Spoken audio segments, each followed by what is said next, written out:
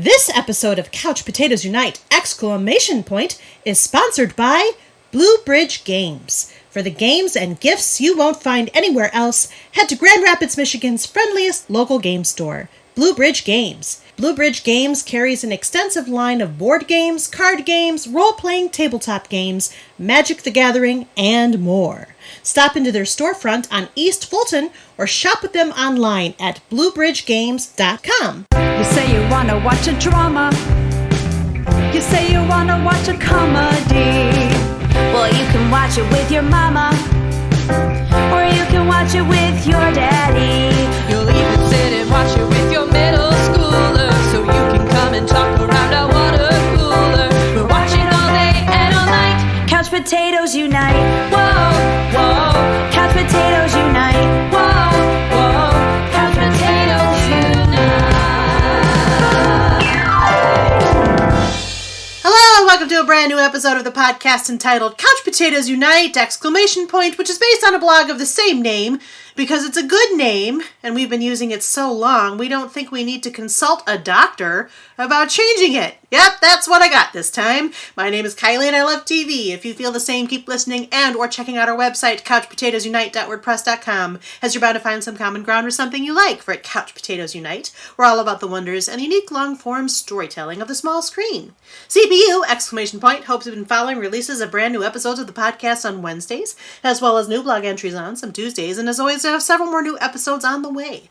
Because the panelists and I live lives behind our podcast, the episodes are published once per week. Subscribe to the website or podcast via iTunes, Apple Podcasts, Stitcher Radio, Google Podcasts, Spotify, iHeartRadio, CastBox, and Amazon Music, basically wherever you get your podcasts, to stay on top of brand new episodes. Episodes already published discuss a variety of shows around the water cooler, including, but not limited to, Stranger Things, iZombie, The Good Place, Game of Thrones, Mr. Robot, Altered Carbon, The Orville, Westworld, Fuller House, Schitt's Creek, Marvel's Agents of S.H.I.E.L.D., The Crown, Big Little Lies, Doctor Who, Chilling Adventures of Sabrina, Supernatural, Riverdale, This Is Us, and Charmed.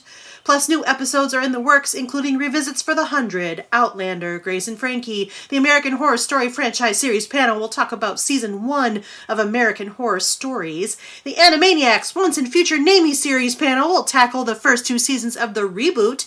The Called Midwife panel will catch up on Season 7 and 8. The DCTU series will cover Seasons 2 and 3 of Batwoman, and the Star Trek 50 Plus series will discuss Season 1 of Deep Space Nine. We'll be launching new panels covering Killing Eve, Brooklyn Nine-Nine, American Gods, Grey's Anatomy, Cobra Kai, Peaky Blinders, The Marvelous Mrs. Maisel, Discovery of Witches, The Hauntings of Hill House and Bly Manor, Titans, and Umbrella Academy. And because we look back at shows now past, we'll travel through time and experience all sorts of identities with Quantum Leap. We'll cry Bazinga for Big Bang Theory. We'll navigate the witty political satire of Parks and Recreation. We'll become psychos for Psych. We'll go where everybody knows your name with Cheers. We hope you'll be listening when we talk about Frasier. We'll know that's what she said when we talk about The Office, both from the UK and the USA. We'll show off our kung fu for Chuck, and we'll debate whether saving the cheerleader actually saved the world by looking at all iterations of heroes. By the way, did you know that CPU also from time to time goes live? We've been live from bunkers, comedy shows, Comic-Cons, game stores, and we're planning more live appearances and other cool stuff, including in these ever-evolving times. So make sure you follow us at our Facebook page, our Twitter at CPU Podcast, our Instagram at Couch Potatoes Unite, or subscribe to the website, YouTube channel, Apple iTunes channel, Stitcher Radio channel, or find us on Google Podcasts, Spotify, CastBox, iHeartRadio, and Amazon Music.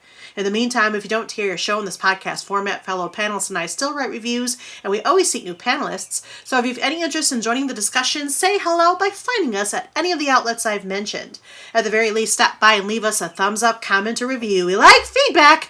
Just don't pretend like you're a senior resident and we're a bunch of first years. We've been doing this a while. We can take it. Today, we're around the water cooler and concluding our Catching Up series centered on a multi-season medical drama based upon a 2013 South Korean series of the same name. The show is The Good Doctor, and this is the fourth of a four-part series in which CPU catches up on this program, which airs its primary run on the ABC network. In this episode, part 4 of this series, we're discussing season 4, which aired on ABC from November 2nd, 2020 to June 7th, 2021, with a total of 20 episodes. From here on out, we'll cover The Good Doctor as part of our regular water cooler series at the end of each aired season, including season 5. To remind the listener, The Good Doctor follows Sean Murphy, played by Freddie Highmore, a young autistic surgeon with savant syndrome from the mid-sized city of Casper, Wyoming, where he had a troubled past. He relocates to San Jose, California to work at the prestigious San Jose St. Bonaventure Hospital. The show is produced by Sony Pictures Television and ABC Studios in association with the production companies Shore Z Productions, 3AD, and Entermedia. David Shore serves as showrunner, and Daniel Day Kim is an executive producer for the show. Antonia Thomas, Hill Harper, Christina Chang, Richard Schiff, Will Yun Lee, Fiona Gubelman, and Paige Sparra starred in the show as of season 4. The Good Doctor is a show that was requested for discussion and beloved by some of our resident couch potatoes, namely Eddie, Micah, Jessica, and Jared, all of whom have reconvened around the water cooler today, ready to discuss season 4 of this tale about a surgeon with autism and those in his life and at his work that would support him and each other. As always, it should be noted that all of our panelists have watched all episodes of this series through season 4 and may discuss sensitive plot points. So for those of you who have not watched The Good Doctor and plan to do so at some point, listen at your own risk, as there may be major spoilers. Welcome back, panel. How are you? Hello. Fantastic. Great. Are you fantastically ready to talk about the last of our catch-up seasons, season 4? Yes. The gloves are on and the knives are out. I'm not going to say dig in. That's not what you would want your surgeon to say about you prior to a surgery. Yeah, that's true. Don't say that. I'm ready to scrub in. We got the comedy going already. All right, well, that sounds ready to me. But of course, we can't get too far down the road of catching up on The Good Doctor season 4 without going over this standard CPU character question, which changes with each show we do. It looks like I tweaked a lot of this character question. Not a ton, but all the characters, or most of the characters, got some tweaks. So tell me how you feel about season 4 now, along this slightly, mostly tweaked character question. I don't know if slightly and mostly is an oxymoron, but I'm going with it anyway. Would you say, after season 4, that you love this show? It's gripping, intellectually stimulating, teaches you a lot about human nature, and encourages you to grow, even when you already feel as if you know yourself and the world as much as you're going to know them, like Dr. Sean Murphy. Do you care about this show deeply, but also feel that your soft spot for it may otherwise blind you to its glaring flaws, some of which cannot be ignored or defended, no matter how hard you try? You find yourself giving it more and more chances to prove itself, even when those chances are not necessarily deserved or go against boundaries created by your personal set of TV watching standards, like Dr. Aaron Glassman. Would you say the Sean character is a bright spot, and you watch this program for him and him alone? You love the surrogate family dynamic that develops between Sean, Lassie, and Leah, but let's face it, you're also shipping the Sean and Leah ship, like Leah DeLallo. Do you think this show has amazing potential despite its shaky foundations, and are more than willing to see it through, as long as this series devotes ample time to developing how these doctors balance their personal and hospital lives, whether or not Sean is at the center of either? Plus, you love how this show empowers its female characters, like Dr. Audrey Lim. Do you find yourself particularly taken in by the Sean Murphy character, but also find that you need an extraordinary amount of patience and understanding to see the benefit and or strengths of the show?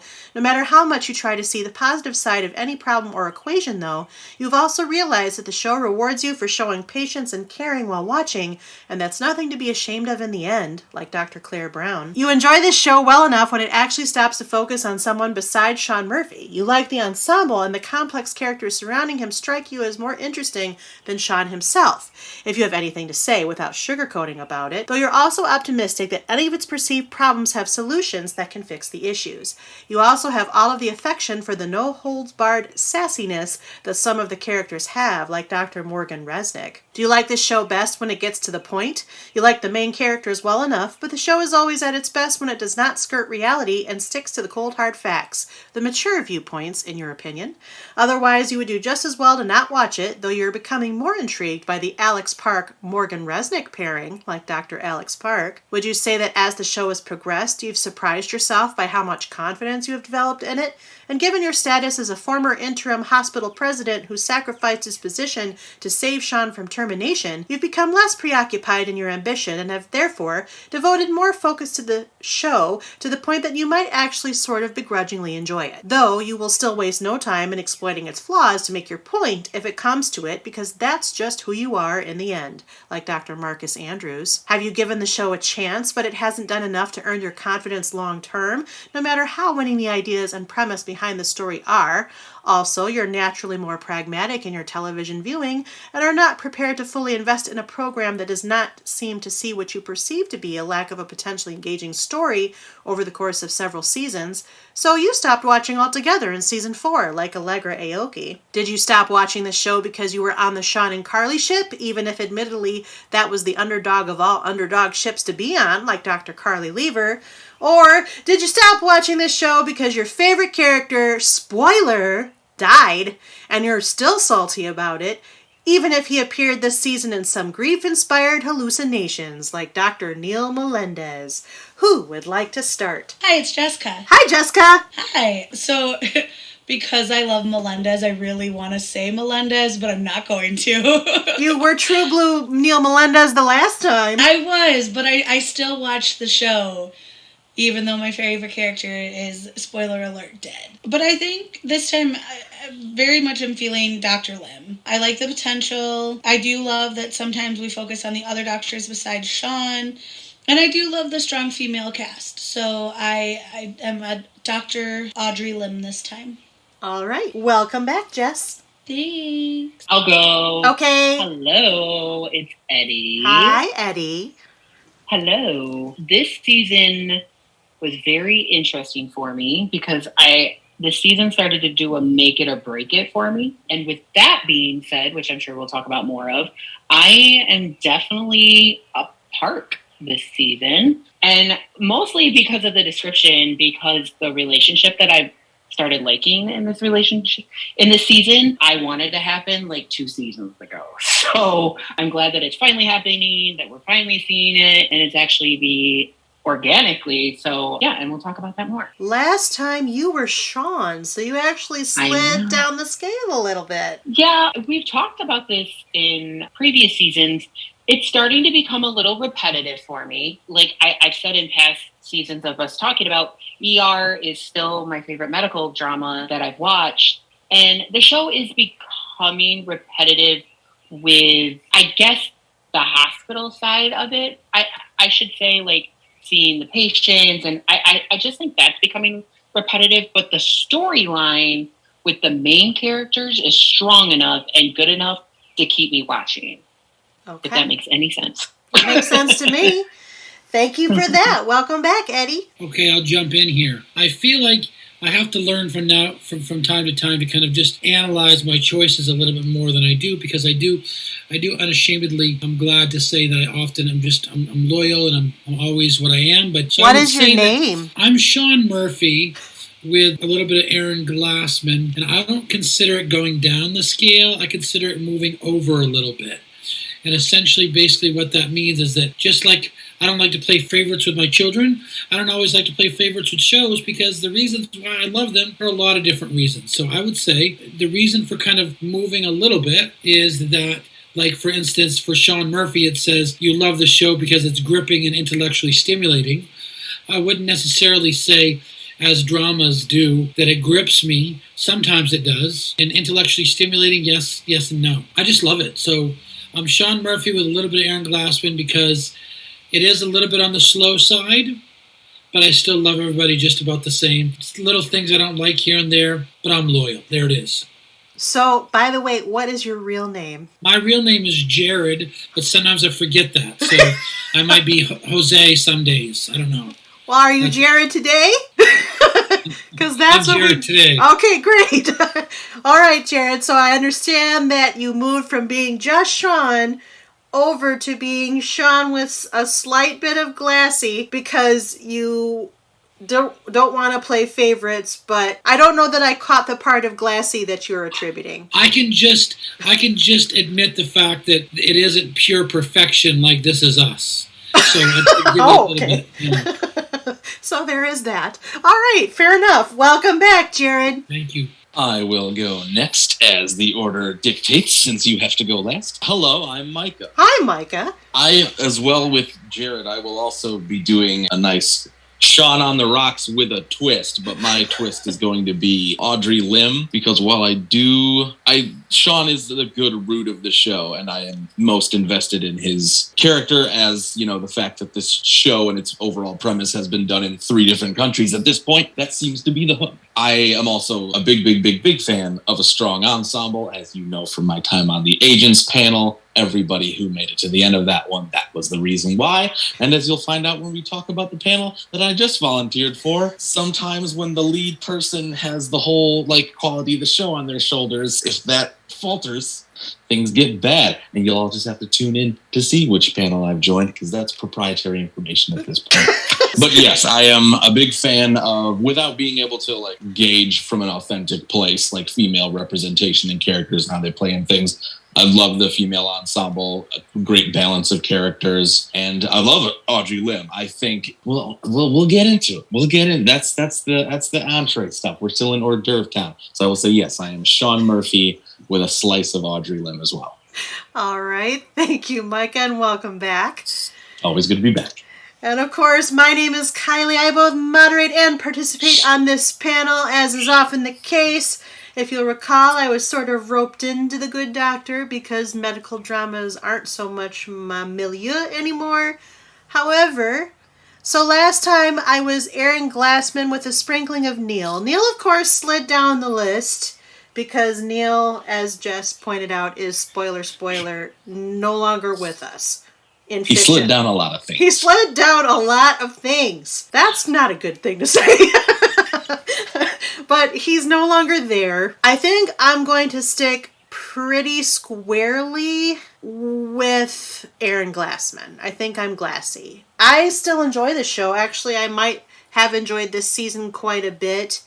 Yes, it is repetitive in some ways. I agree with that judgment, but I have felt that since the beginning. I think now what I like about this season particularly is that a lot of the cases of the week were a little bit more different, or at least mixing up ingredients that maybe other shows have done, but kind of putting a Good Doctor spin on it. And to the extent that the show can continue to do that, I'll stay engaged. I find that medical dramas tend to recycle cases from drama to drama. There's only so many things they can do. But now that they have this particular ensemble, as people have mentioned, with the kinds of cases they're bringing in, which they're drawing from real life, in some cases, I think it's very interesting television, and I don't mind watching it. I don't regret my time watching The Good Doctor. So I care about this show, but it does have glaring flaws. It still has glaring flaws. It always has had for me. But I'm entertained. I'm still watching it. And I'm still moderating. So here we are, back for season 4. This is the last of our 4-part catching up series. A little bit of life happened. That's why there's been a bit of a delay since our last published episode. Some of us have been working a lot with some COVID, and then others have had medical issues. Me. I take it on me. So a lot of life has happened, but we're back. We always see it through, and here we are. We're going to talk about season 4. Of course, I'm going to start with the general question, the where do you, kind of catch-all question. What did you like or what didn't you like about this 4th season? It's up to you. Fresh blood. We got some fresh blood in the show after they really wanted to have a strong ensemble from out of the gate with this show. And then so many of the characters from other departments of the hospital just dropped off and faded into nothing. So they were like, well, this real is quick. the time. Real quick. Yeah. Oh, yeah. But this was the time progression when there would be new interns? Resident? I don't know how medicine works. But there are new noobs. Because our noobs are now neophytes, I guess. But they know enough to be able to teach other people. And so we got a bunch of noobs, and not all of them stuck around, and that's probably for the best. Because, Kylie, I was feeling for you with that character breakdown. You're going to need a gallon of water if they had kept everybody on here. Yeah, I think that helped a lot with, spicing up the show. I feel I'm 50-50 with you, Micah. I think it was time to introduce new characters, but I also feel like I'm afraid continuing that these new characters are either going to somewhat have to take over, or we're going to start turning into Grey's Anatomy here, and we're going to have 35 million different stories. I was going to say, there's a choice that has to be made after a certain number of seasons. And I mean, I'm so in love with like Lim and Park and Claire and all of them that I really didn't want the new characters because I wanted to keep diving into their story even more.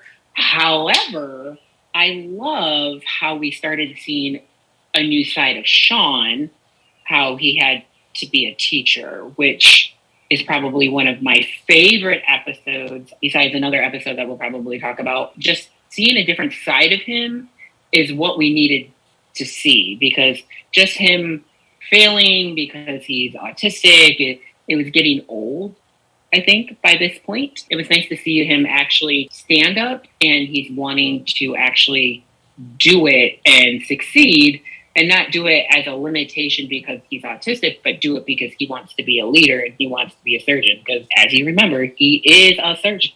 Well, you just knew that they needed to make Sean be able to do something different, and he couldn't just kind of keep going through the motions. And so I'm glad that they did do that. In terms of the entrance of the new residents, you know it was coming. To me, the new residents don't feel like similarly, like if you're comparing to Grey's Anatomy, often I find there was at least one or two of the residents that fit really well and that were equally as interesting. So far, I haven't personally found that the new residents are all that exciting in terms of what they bring to the show compared to all the other people. They're growing on me, but certainly that there's just a vibe about them that don't seem that interesting to me. I think they did that on purpose. Probably.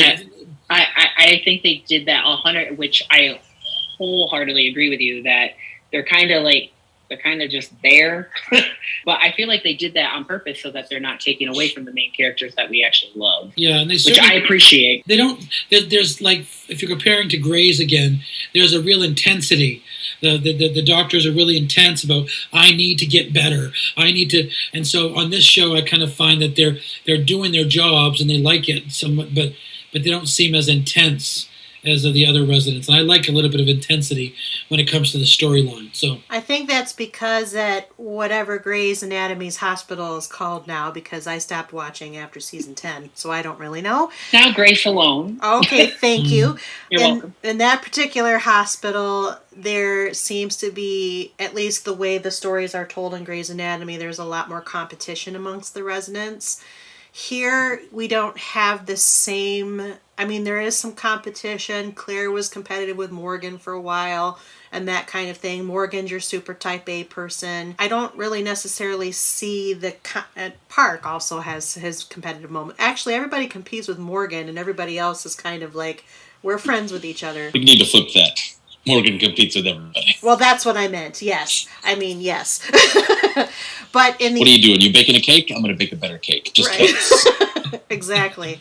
But then when you introduce these newer residents, I guess, the neophytes, as Micah called them, it's a little bit different than on Grey's, because on Grey's, everybody is kind of thrown in the pot to compete. By the time you get new people, the other people have promoted into the attending ranks. Here we have residents versus residents. It's like senior residents who are almost to that attending rank and these other residents. I guess what I'm saying is I in part agree and I in part disagree. I don't think it is exactly like Grey's. That actually makes it refreshing for me. On the other hand, some of the residents, the new residents, are more interesting than the others. I could not care very much about Enrique, even though I thought he was maybe the new hottie quotient. On the other hand, I think that's why I didn't like him. I think it's because I was like, you're not gonna, You are not We're millennial. not over Neil. right. No. We need time Here's to the heal. door. Goodbye. That's right. You're no Neil. You're no Neil. But by the same token, I really appreciated Jordan. And I really appreciated Olivia, because Olivia was Andrew's niece. And that added a little bit of a spin. Like, nepotism is a thing. Yeah, so there were interesting stories to be told out of those residents. They just didn't devote the same care to all 5 of them. Yeah. Remind me who Andrew is? Andrews is the guy that used to be the president until... No, Andrews. Yeah, I thought Jess said Andrew, I said singular. the wrong name. Ignore me. Dr. Did you mean Muckus. Asher? Yes. I liked that one. Or random note, by the way, just so you know, speaking of Enrique, he was also on Grey's Anatomy, just so you all know. Anyway, he has a history. Surprised. He's got a type. I did like the fact that he tried as best as he could to try to make things interesting in terms of changing up the way that they do things. I did appreciate that he tried to do that, although I didn't think it was going to work, and of course it didn't really work in the end, but I appreciated that he tried. I appreciated the fact that each of the residents brought a viewpoint to the table that was different. So with Enrique, it was the fact that he was polyamorous, and he approached it from sort of that open-minded, alternative, in quotes, I'm not making a judgment, viewpoint. Everybody else had something to add to it too. Like Olivia didn't really want to be in medicine, but she was pressured to be in medicine. Jordan had to confront giving an abortion when she's got religious views that don't condone abortion.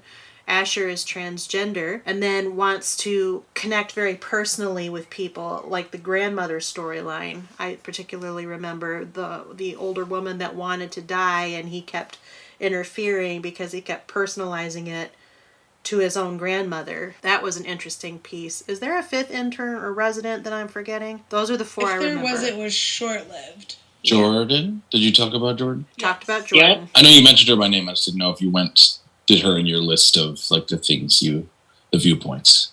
She was the one who had to give an abortion. She was the abortion one that didn't want to do the abortion. Mm-hmm. Was there somebody who left early on because they didn't like how things were being ran, or am I just... Yes, there was a tall Asian youth man. Yeah. Very long hair. Oh. He was just kind of like, he was very by the book, it seemed. Very like, this is unprofessional. I don't want to hear about Sean's divorce or whatever is happening in any given thing, and then he like, I think he was the first to dip out. There were 5, but he was like, I don't want to do this, and went somewhere else. Well, I don't remember that guy.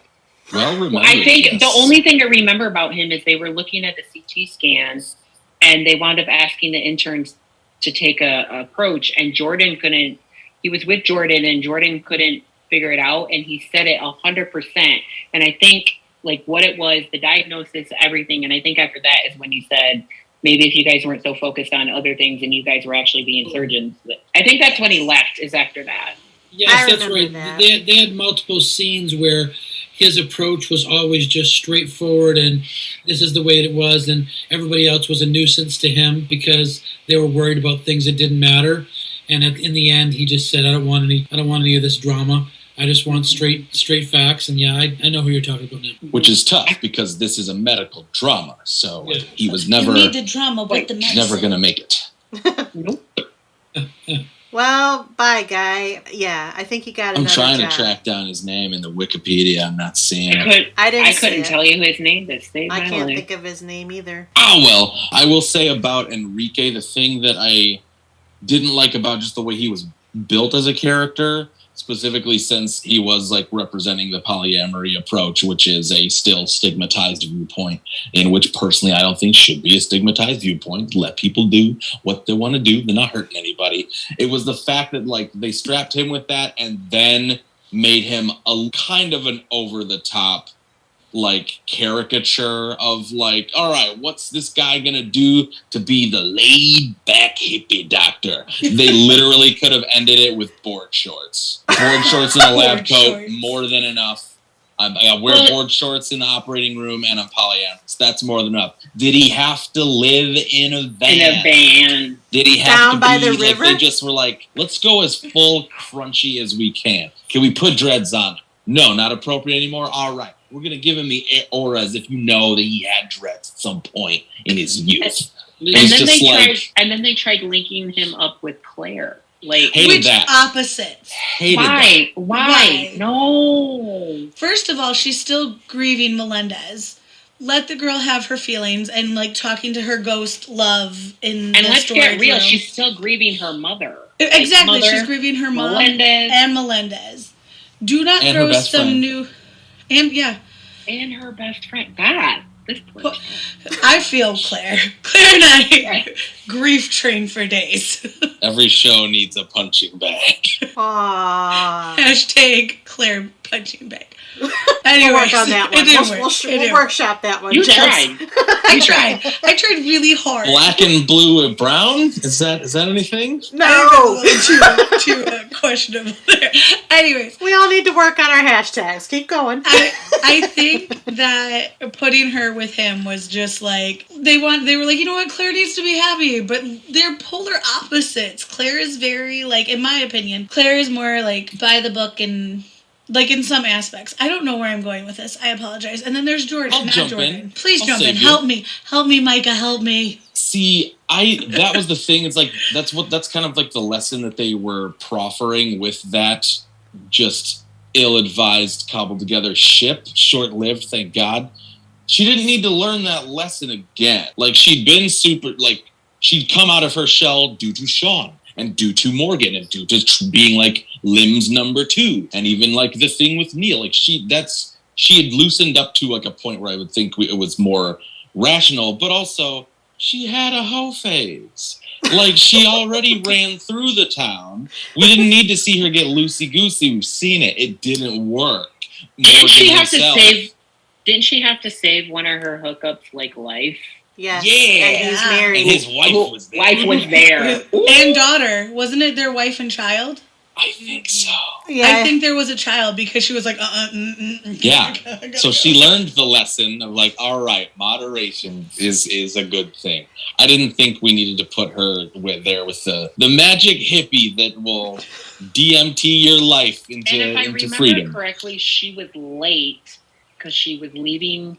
He was leaving her house. Oh no, it was the same day. It was same day.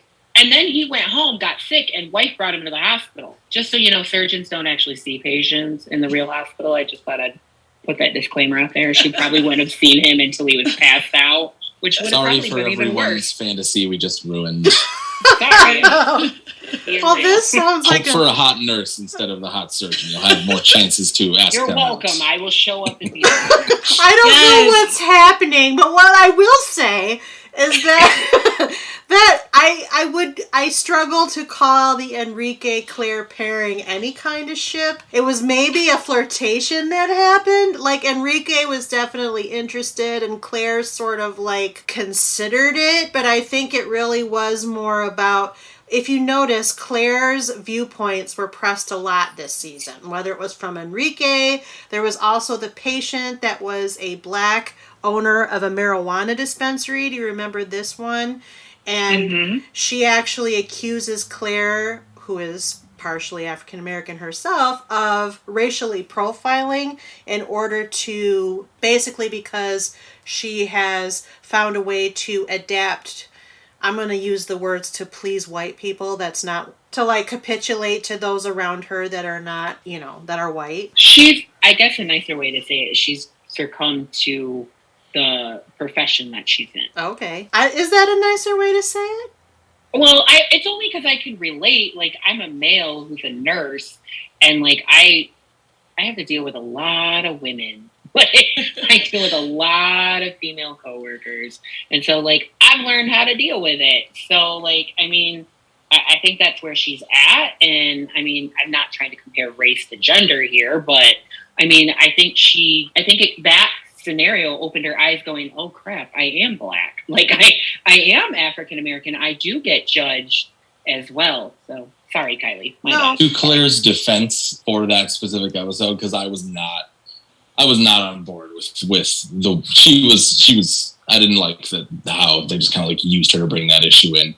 If someone enters any space singing loudly and attempting to encourage others to join them in song, intoxication is the first and most rational assumption to make, whether it be by booze, which she asked about first and then went looking and saw the pills. I'm sorry, lady. That wasn't like, that happens. That's not what happened. You were being For the record, she came in on a stretcher, so she automatically would get a 6 panel. It's actually a requirement, just so we all know. So I would clarify. And I thought I'd clarify we that. have a nurse on the panel. Hey, I'm not. Believe it or not, Eddie is not only our thirst manager, but also our medical consultant. Hashtag first manager. There it is.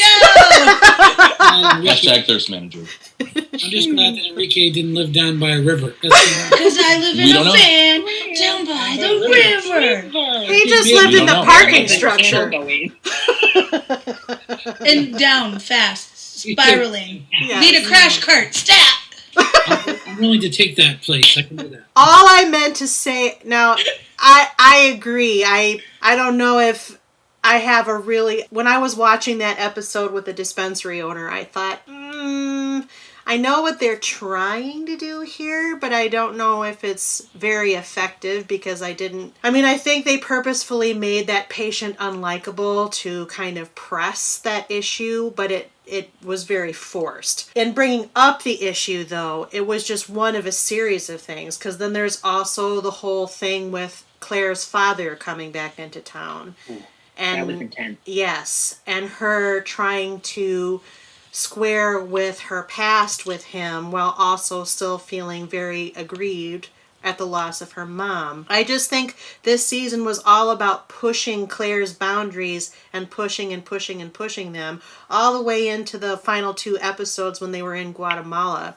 So Enrique to me was a device. I do agree with you, Micah, that thankfully he was short-lived because I didn't really like him at all.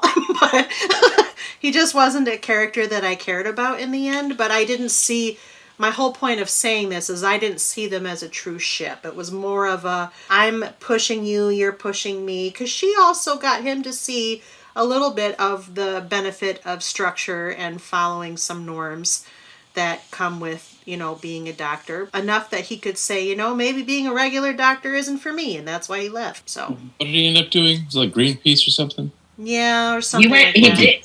Didn't he join the Peace Corps? That's what I thought. He found a way to be a hippie doctor. Yeah. Greenpeace, Either way, he just stayed crunchy. I would like to clarify for our listener base, I do not have any animosity toward the hippie or crunchy demographics. It's more when it's so ham-fistedly presented to me. It's more we want you to have better representation. Yes. We don't I am want an advocate for stereotypical. you. Thank you. No textbook hippies or crunchies here. We want the authentic. Crunchy has to do with eating. Why does everybody call it crunchy? Because it's also known as the granola. I like I like granola, but it's... Who needs candy when you've got a nice handful of granola? There's cranberries in there. Like, what do you need candy for? This panel is super enjoyable, but we're going down the granola spiral. Come back to the show. Hashtag granola spiral. Hashtag I love this granola. panel so much. Can I bring sadness real quick though, because Sure. I don't know about you guys, but the first couple episodes where we were knee deep in pandemic, I didn't watch it till right before we were supposed to record the first time. So we had been through at that point, 1.5 years of living through this, and anxiety it brought me personally because I was without work for 5 months because of the pandemic. So I instantly went back to that, oh my gosh, this is what it was like in the beginning. And it was hard for me to get through those first couple episodes. I work in childcare, so it's not a healthcare field, but still we have teeny tiny little people that we take care of. Kylie just saw me do a COVID test before the panel started because I just wanted to be safe. I'm sorry True you story. saw that, by the way. True story. But it just, maybe I had put on blinders for a little bit about how bad it had been. And I think one of the first times I cried this season was when Freddie came on and was this is what we're hoping to go towards. And this was the first time in a long time that a show brought so much realness back around to it that I just was oh, I can't. And I can only imagine, Eddie, how it was for you being in Oh my the God, field. I'm literally crying. I noticed, so I'm sorry. No, I have to say a lot of shows hit COVID-19 very hard. I've watched a couple of them. This Is Us, Grey's Anatomy, they have all hit COVID-19. However, I think The Good Doctor, no pun intended, did it the good way. I like a lot that they focused on how the medical workers had PTSD and how it was hard for us and there was one scene, I actually remember Raphael actually had to pause it when Lim was literally announcing someone dead. It just kept going. And I went to New York when it was the worst during the pandemic, and like in 3 days I had 35 people die on me, and that's literally all we were doing. And it's hard, and we're still in it, and it's getting better. But I guess all about the COVID-19 portion of The Good Doctor is they really did it justice without saturating it. I really respect them as a show, as we're going to dip into it because we're a medical drama and we have to, but we're not going to throw it into your faces because we know that we're actually all living it, and you can open up your door and you can literally live it realistically. We're going to give you entertainment so you can feel better about yourself. And I think the other thing, too, that was really hard was seeing, like, the separation, like, when Leo was sitting outside of Sean's door and she's like, I've got a negative COVID result. I can be by you. I can be around you. Like, the paranoia of keeping those around you safe. Like Eddie said, they did it well. The Good Doctor did it a good way. Mm-hmm. And it was believable. And I think what made it a little easier for me to watch was they didn't sit on it so long for the season. Like it was touched on. Exactly. It was touched on, and then it was almost building like when this is better, this is what we're hoping to get back to. Which to me, I was like, okay, I can do that. I can ride this roller coaster of such a scary time that we've been living in for 2 years. So just to bring in a little bit more levity, because that was very real, and I appreciate you sharing that, Eddie. Actually, I was getting a little choked up myself over here. But just this is such a big complaint that I have. Just the execution of one scene from any show. It was when Leah slid the letter under the door that had the key, whatever that last gesture was that resolved the whole we're separated from each other thing. Sean pumped hand sanitizer into his hands and then was like, rub, rub, rub, and that's it. I don't know about you guys. I take a good 30 to 45 seconds to clear that hand sanitizer sometimes. I was like, your hands, I couldn't focus on the rest of the scenes. Like, his hands are wet, his hands are wet, his hands are wet. He's touching the letter, his hands are wet. It's made of paper, now it's wet because his hands are wet. He's got the paper and the hands are wet. I understand we don't want to sit there and watch Freddie Highmore rub his hands together for 30 seconds, or maybe we do. People are into different things. But, I don't know. That was just a specific little gripe. I greatly appreciate that he didn't do the one thing as a medical worker that annoys me so much. And we see it so much now because everybody lives with hand sanitizer, is they pump hand sanitizer in the hands, they rub them together, and then they wipe them on their clothes. Really? You just made the germs get even. You literally Uno reversed your hand sanitizer. 100%. 100%. Maybe that's why. Or this. Let's shake our hands as hard as we can. All the germs. In Encanto, Mirabelle wiped her hands off after she touched the magic candle. And that's why she doesn't have magic. That's why they have no that, magic children, is how hand sanitizer works. Oh my god. This panel tonight, we do so well, and then it's... Nothing wrong with that. We're all just riding the granola spiral. Hashtag granola spiral. I just want to say, I just want to say that I learned to appreciate the fact that the scenes that brought up COVID-19, I definitely appreciated more of the fact that that the message should be more about how it affected people more than it is about whether or not you like to wear masks or not, or whether or not the case counts are cajillion or two. Just the idea that it affected people, and we can have enough compassion to say, we might not like this, we may not agree with this, but it's affecting people in real time, and that much should be remembered. That much should be acknowledged, that the people that are dealing with this stuff need and deserve to have the love and the understanding that we can give them. That's how I feel. Yeah. I also like how they, in their own way, used a character that had to stay home that wanted to work. I love how they made Glassy stay home, because there were so many people that couldn't work because they had to stay at home, even though he was a medical worker, and they took the approach that they wanted to keep the president of the hospital safe, which, by the way, happened. Some doctors still are not coming to the hospital. We have TV monitors instead.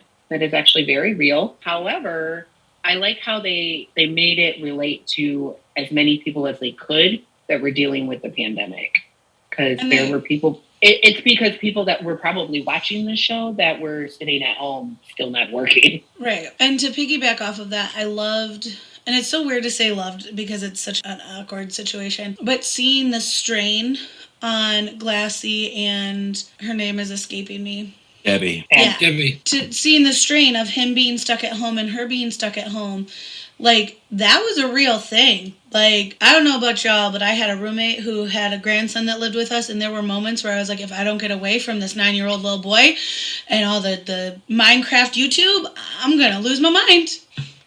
So I wanted to say a couple things. First of all, for the COVID episodes, I also appreciated the approach. I've only watched one other show so far that really, because I don't watch Grey's. I think I've established that. Left after season 10, don't care. Wait, you don't watch Grey's, Kylie? I don't watch Grey's, Jess. Jared. Not anymore. But we will have a Grey's panel. I won't be moderating it. We've already established that too. So, but the only other one I watched was This Is Us. And I think that both of these shows handled it very, very well from different approaches. You know, This Is Us, we talked about the fact that part of what makes that drama so compelling is that it puts its feet firmly within real life to draw out the fiction. And The Good Doctor, you know, it's, for all intents and purposes, it's drawing from realism to tell its fiction as well. But it naturally is set in a hospital. They couldn't avoid it. But I do appreciate the fact that they took a very balanced approach to it. And that they also I liked the messages that they included at the end of the episodes, which basically reiterated the message, which was, this is what we're going through, and we just hope that you will do the thing you need to do, and we can get past this, and that kind of thing. So that. But then also Debbie. Okay, I'm still not a fan of Glassy and Debbie. I don't think anybody is. Well, maybe somebody is, but they rushed to get married, and, you know, I get it. He's on his I survived cancer thing. I completely commiserate that. But Debbie, and then the whole issue is over owning a handgun. Like, that became a flashpoint for their marriage, combined with sort of the on top of each otherness of COVID-19. So I don't like Debbie and Glassman, but I don't have a problem with, like, just looking at her as a character, as a person. Debbie's fine. There's nothing about her that I find particularly dislikable. She just doesn't fit. And I think we talked about this with season 3 because it started to become very glaring and apparent. She is at the mercy of writers who it's almost like Sisyphus. She has no chance.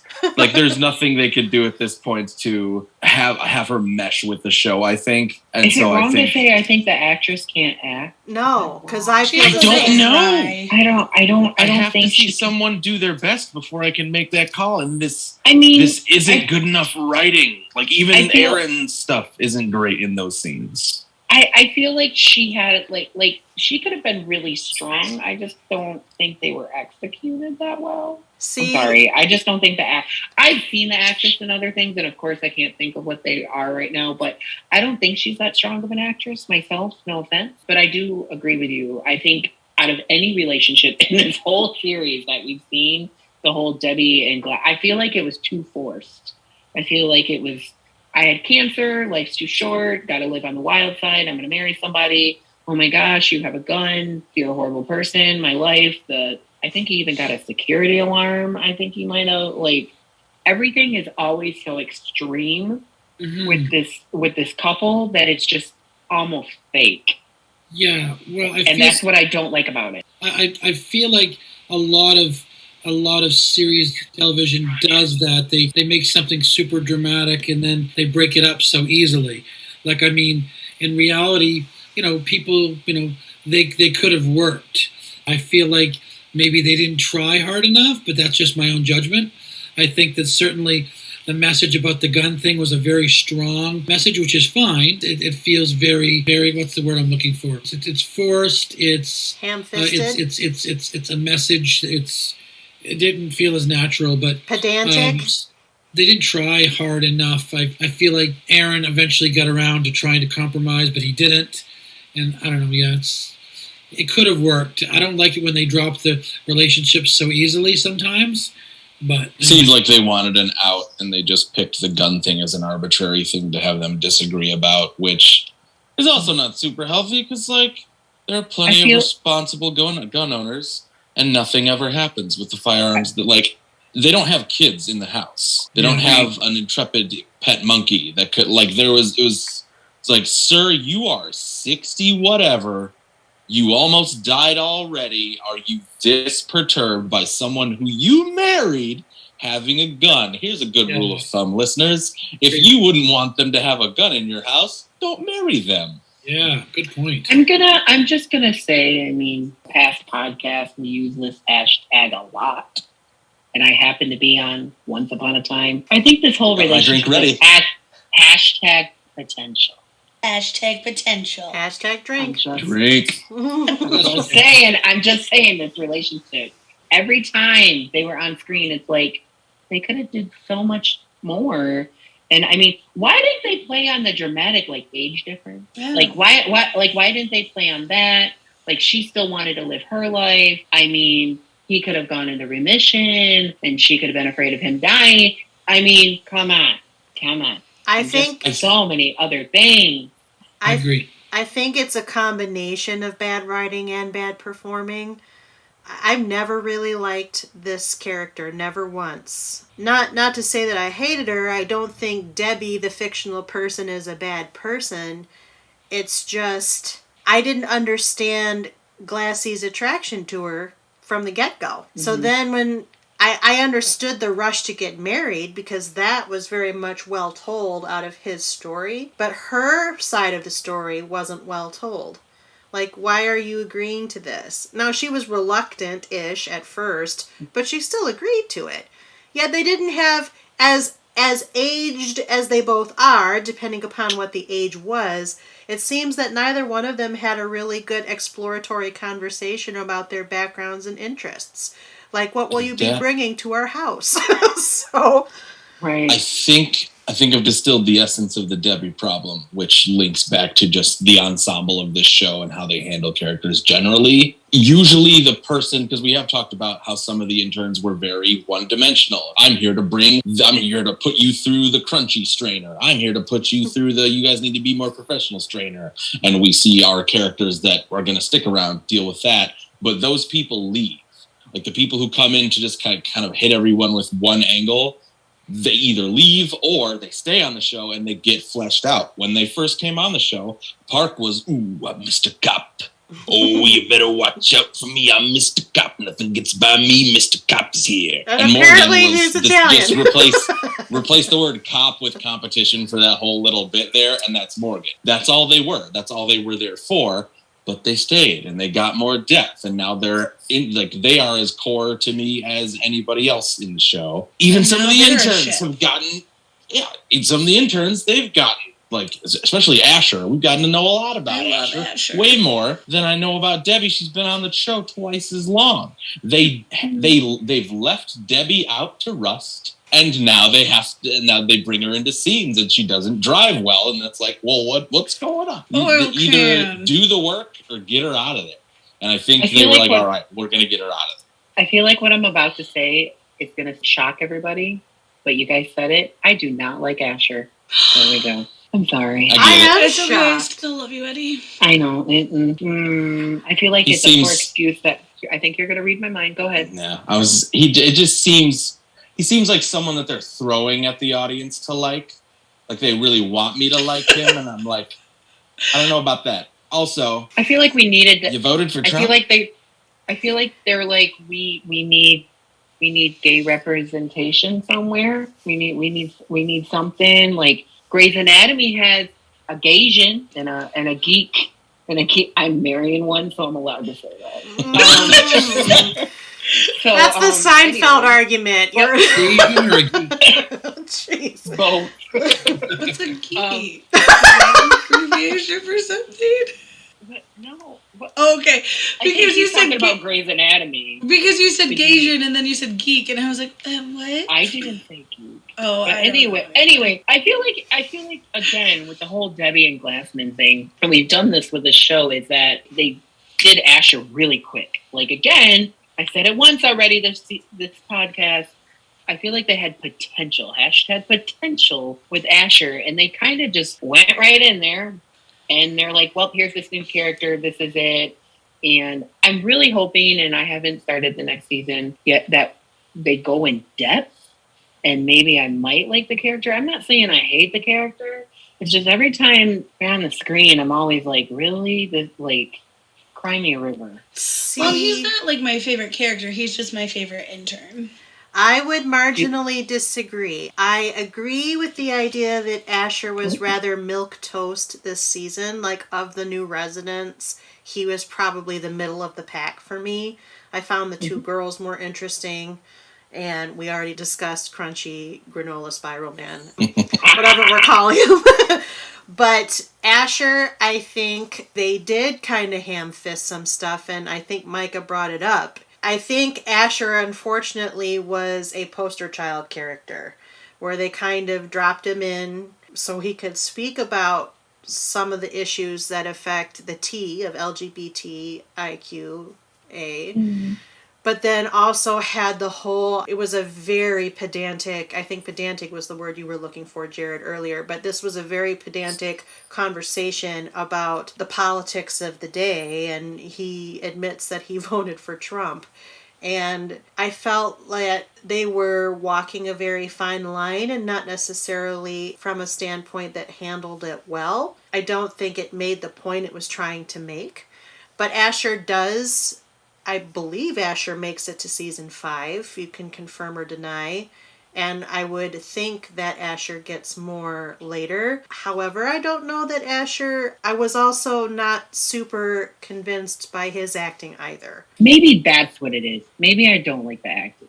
I'm sorry. What do you mean by that, Kylie? Because I feel like often in shows that were presented with one side of things, but the fact that he was trying to recognize the fact that there were two sides to, or lots of different reasons why people do what they do, and I feel like that's important to bring up. What was it about that you didn't feel was great? It's not that it wasn't, I'm glad they brought it up. I just felt like it was very on the nose and not necessarily well placed in the particular dramatic moment of this show. Okay, yeah. The character's writing lacks nuance. Yes. Like, I would have appreciated a slower unfold. And, like, I'm fine with what Eddie said of us getting more of Asher in season 5, but I hope they slow their roll with the unfolding of details. Because, like, I mean, it took a while for Morgan to stop just being the Regina George of St. Bonaventure. Like, they really The kitty of Glee. Glee. Yes, I the was kitty waiting for it. of Glee So Hospital. Oh, I'll watch that show, Glee Hospital. Absolutely. Let's do the Grey's Anatomy musical episode every episode. No. But I don't think. Anyway, I think they were just like it was too. The backstory was too easy, and you can blame it on like the casual we get to know each other's lives environment of that team. But it was just like, hi everybody, I'm Enrique. I like to surf, as you can see from my shorts. Hi, I'm Olivia, and I'm nervous, so I'm gonna stop talking now. Hi, I'm Asher, and I have a deeply traumatic past with my Jewish religious family. We don't need all that on day one, but we don't need all that on week 1. We can actually piece that out over quite a bit of time. It'll be more rewarding when we get there. That's true. Asher's stuff tended to drop in chunks as opposed to gradually unfold over time. Right. Well, I mean, that's kind of like Sean. Sean just blurts things out. Why not? Well, that's Sean's thing, not Asher's But that's thing. because he has autism. Yeah, And also, Right. we get to see a lot of Sean. Right. We get a lot of show with Sean. Asher has gotten no show. It's all been tell. So when all of your telling is blurting, it's just, come on, man. I feel like Monday. Asher and the other interns are background noise for who the real star intern is, and that's Jordan. Jordan is is the very charismatic. Real, like, out of all the new characters, Jordan took my heart. And the only reason why is I could not stand Jordan when I met Jordan. I was like, come on. Why is she like, nope, that's not what you do in the medical field. You take your beliefs, you take them, you grind them, and you shove them down. Like, but, I mean, the abortion episode, I fell in love with her because I was like, it's really hard sometimes to take your feelings and put them aside, and then knowing her personal story. So I think the other interns are just background noise, and they wanted to focus on Jordan. Well, comparatively speaking, though, that actress was far superior to the other three. The woman playing Jordan, she's charismatic. She was given a lot better material to work with. It wasn't as dry. It wasn't as dry. I feel like she kind of picked up where Claire left off with a more softer, more graceful, more caring approach. Like, Claire was always like that, but then when she started getting upset and hurt, she lost a little bit of that compassion in some ways. She learns it by the end, but I feel like Jordan, she just has that, oh yeah, don't forget about this. Don't forget about thinking about somebody else, care about somebody else. I like that. And I think that's a fair observation, because before the mind was changed, because spoiler, she does come back, Antonia Brown was planning to leave the show after this season. So I think they were trying to build in somebody who wasn't the same, but evoked similar feelings from time to time. That'll be a rough replace if they go forward with that. I don't know. I think Sean is still the core of the show, and a lot of what endears me to the characters that they've added is like how they relate in that web to Sean. Claire right out of the gate was like his bosom buddy. They were like always in it together. But like, I didn't really like Morgan very much until she, for some reason, just like vibe with Sean. I think it was because he's no nonsense. She's like, cool, don't even need to worry about him. I can just treat him like whatever. And I was like, I can respect that. Him and Park, my favorite. My absolute favorite. Give me a Park and Sean buddy adventure whenever you like. I love it. I would just watch that show. Just those two together. Let's do it. I also have a crush on Park, but I love Park.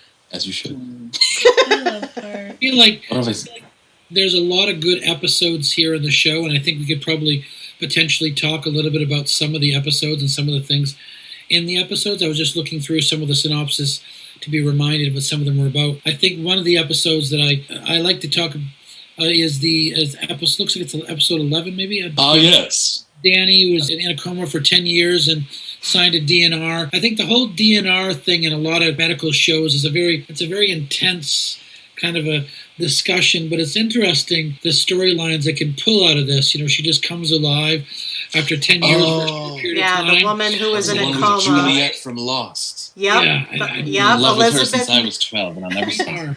Elizabeth Mitchell plays. The whole storyline was very interesting in that. Yeah, Elizabeth Mitchell plays a patient who was in a coma for several years. They're about to take her off life support, and then she suddenly wakes up, but has limited time to live. That's actually true. That's actually really happened. I've read about that before. So I'm just really tired of the cases because this case has been done a million times.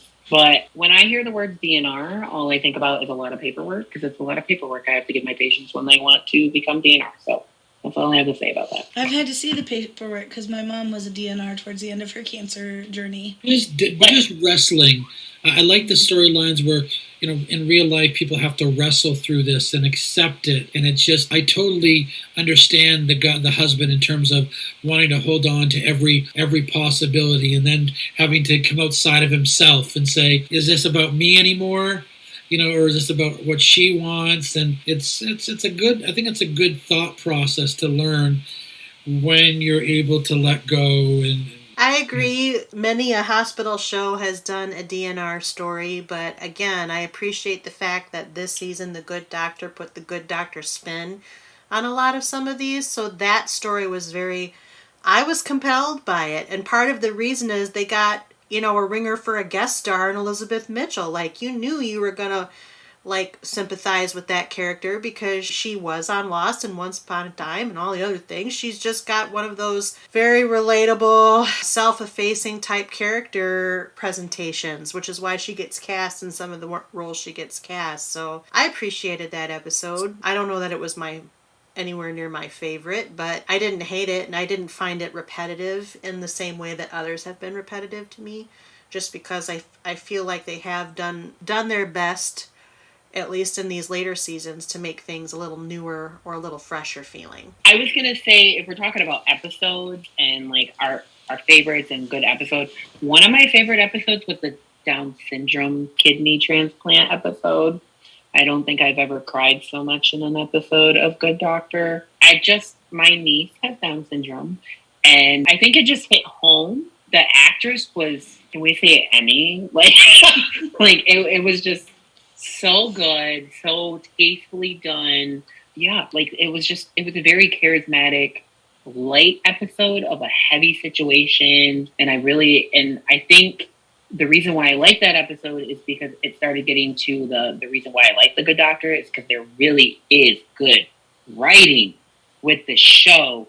And that episode was just written really, really well. And Freddie Highmore actually directed that episode. And he worked really, really closely with the actress that had Down syndrome and wanted to make sure that the issues that she deals with on a daily life were actually reflected in that episode. So yeah, I really like that episode. I don't think there's much more I can say about that. I didn't have a favorite episode per se, and it feels so wrong saying that this was one of my favorite moments, but the journey of, spoiler, Sean becoming a dad and then not becoming a dad, that just seeing it from a non-neurodivergent person, Leah, and a neurodivergent person, Sean, and how it affected both of them. That whole series, through the camping episode, was just, I think, what was my moment of this is why I love The Good Doctor is it stepped away from the medical stuff. Don't get me wrong, I do enjoy the medical stuff, much like Eddie. One of my first medical shows was ER. I used to watch it with my mom, loved it. But to take away the medical and just expose the raw and real of just everyday life of what people go through,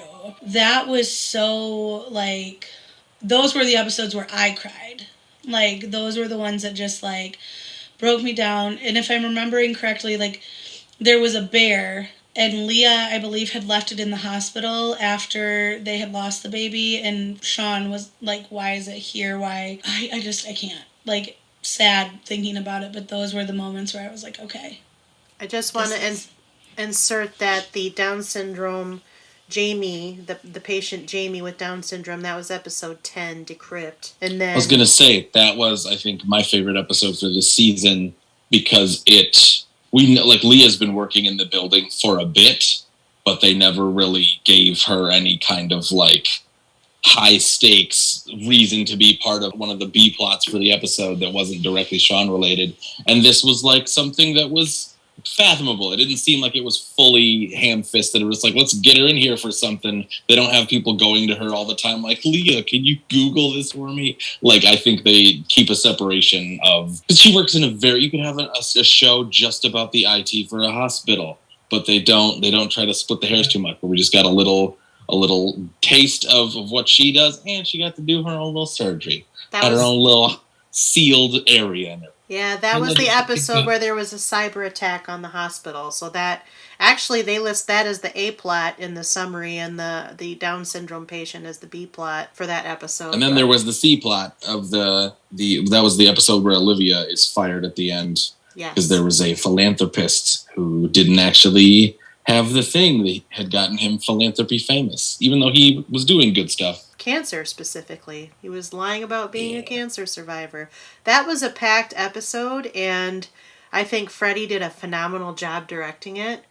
I would say that's one of my favorites as well on the season.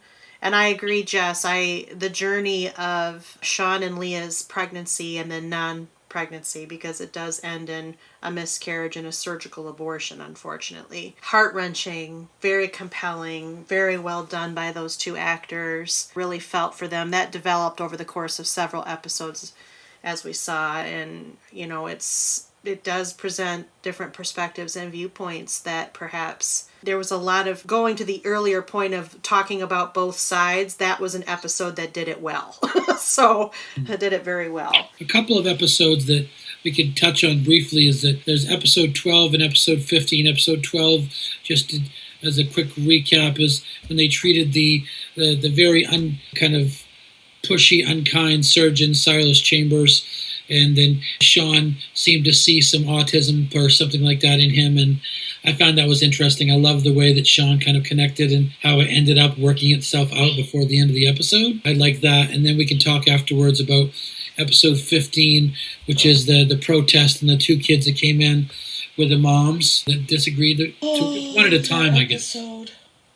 Let's start, I guess just start with 12 with the Silas Chambers, the surgeon, kind of gruff.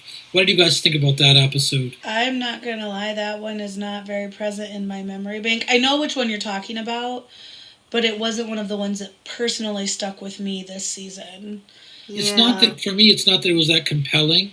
It was more that I just love, it starts with a problem that, works itself out so nicely, and the fact that Sean could help this guy out by the end, where he recognizes his problem and accepts it, and it was done. I just liked the way it ended up working out in the end, I guess. That one for me was probably one of my lesser favorite episodes of the season, just because I know you're saying it kind of worked itself out and it was interesting that way.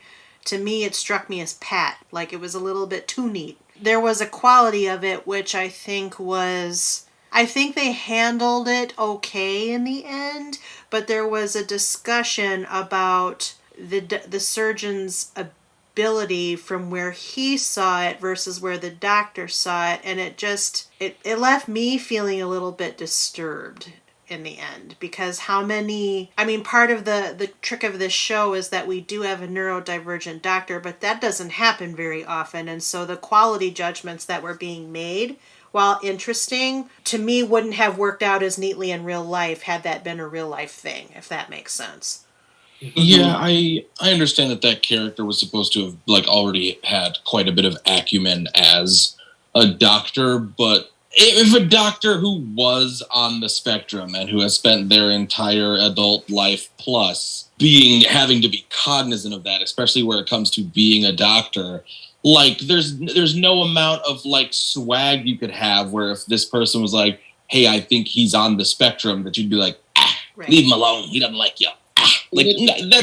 That's kind of, and I don't mean to make this if you're neurodivergent, it's we need to, but it's that's kind of a big deal. It kind of affects a lot. It could have helped that guy quite a bit to at least know what he's dealing with. And it was the fact that he was so obstinate to not take the test that I was like, if you know you don't, then just take it and it'll be done, and then you can prove that to everybody. But also, why are you so perturbed?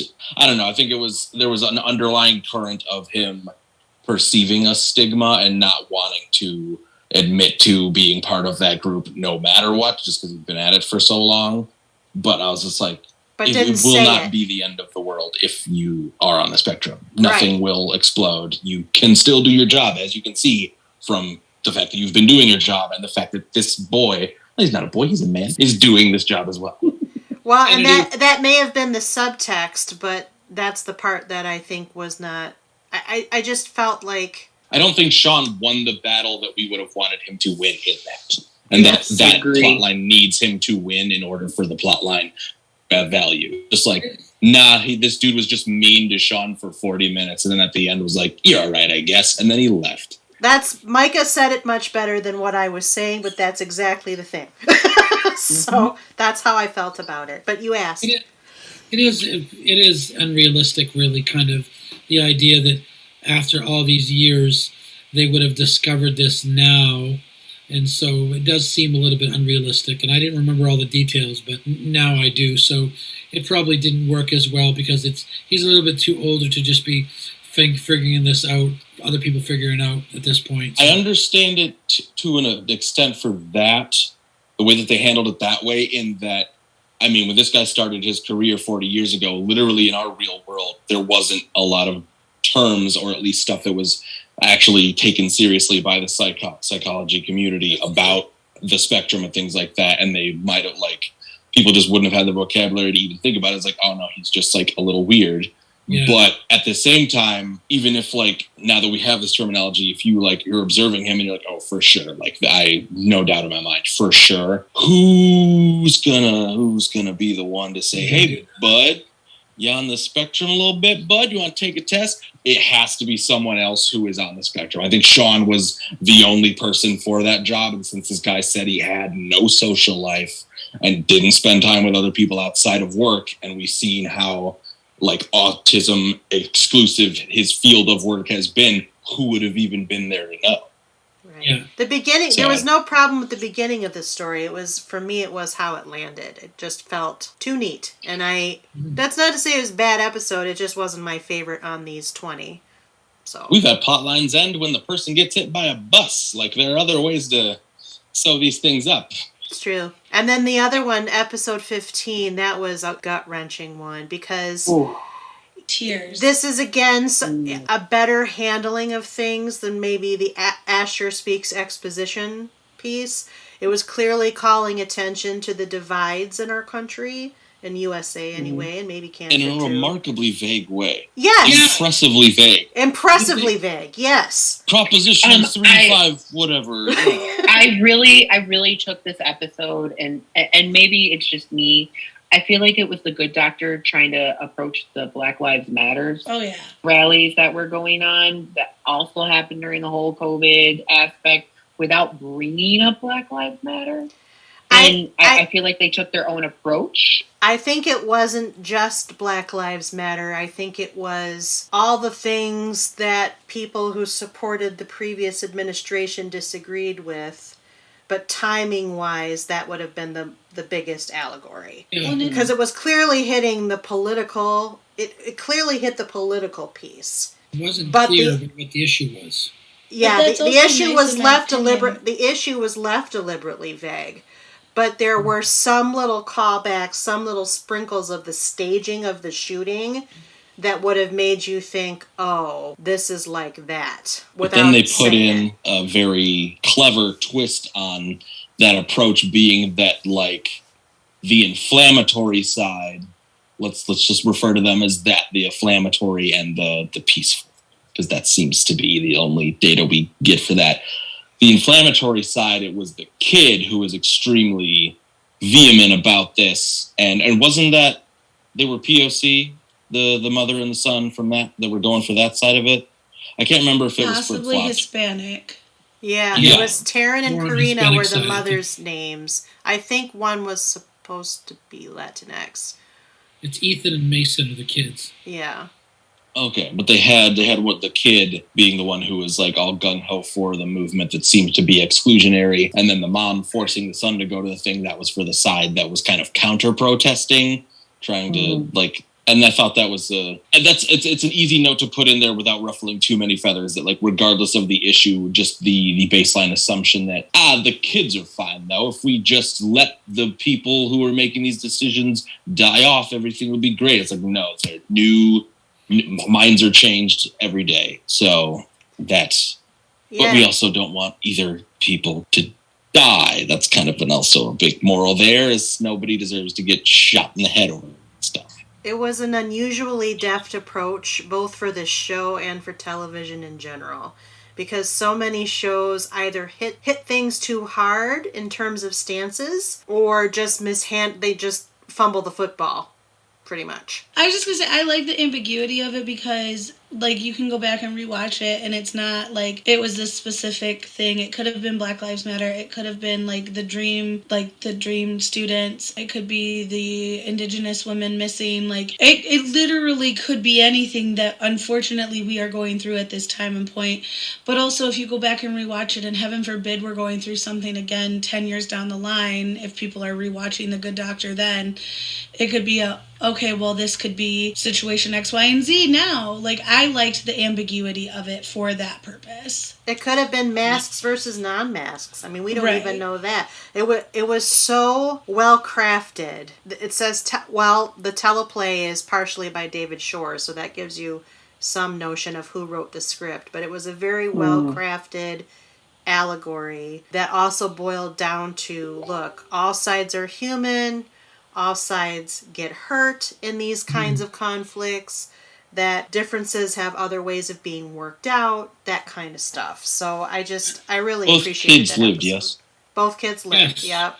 One with more complications than the other. Yes. Yep. No, the mother of the one saved the kid. Gives a blood transfusion to the second one. Yeah. And that was when Leah was still pregnant and she was sitting there and she's like, Yeah. I'm not a mom yet.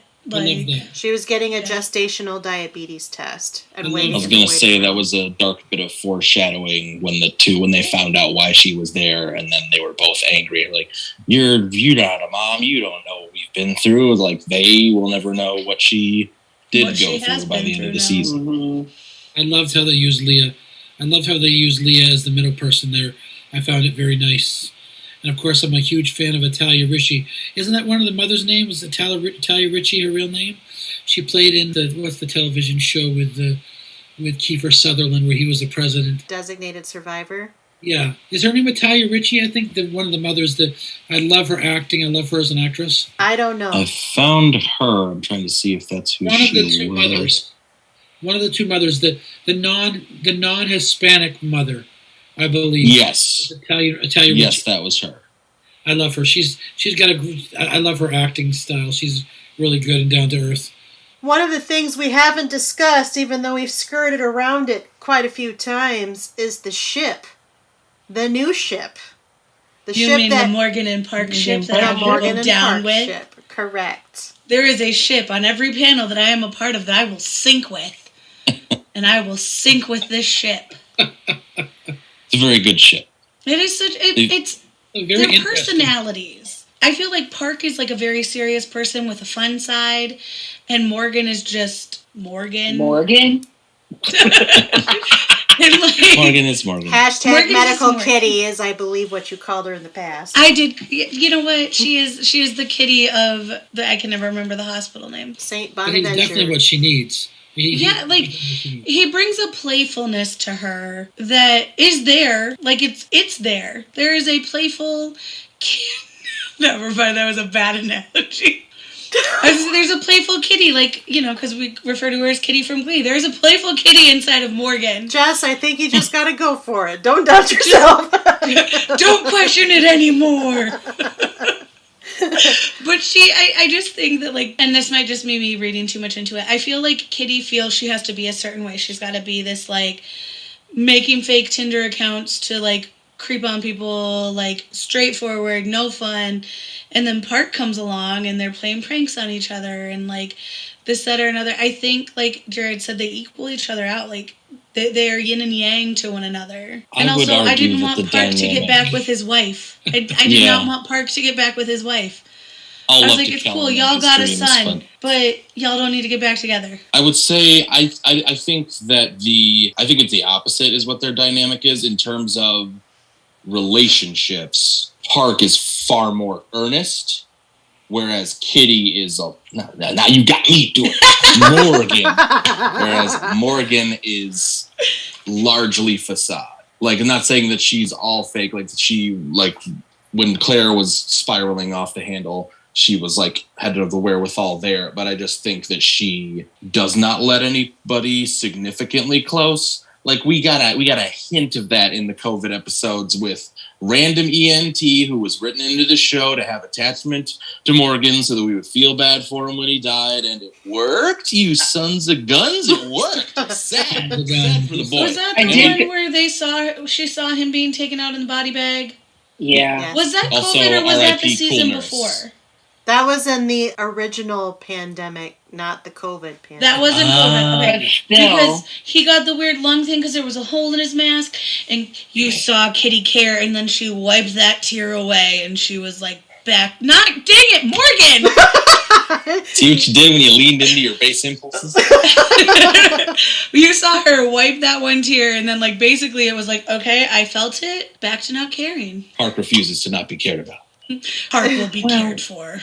I like this relationship because I think they equal each other out.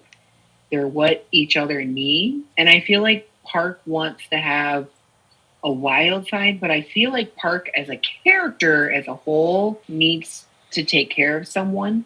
Mm-hmm. And I feel like he can take care of Kitty. Holy crap, I just did it too. Anyway, he can take care of Morgan.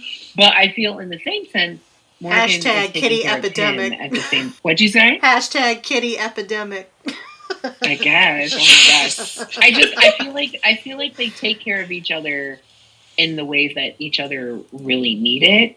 And I don't feel like this relationship is pushed on us. Like I said, I've been wanting this since like episode 2.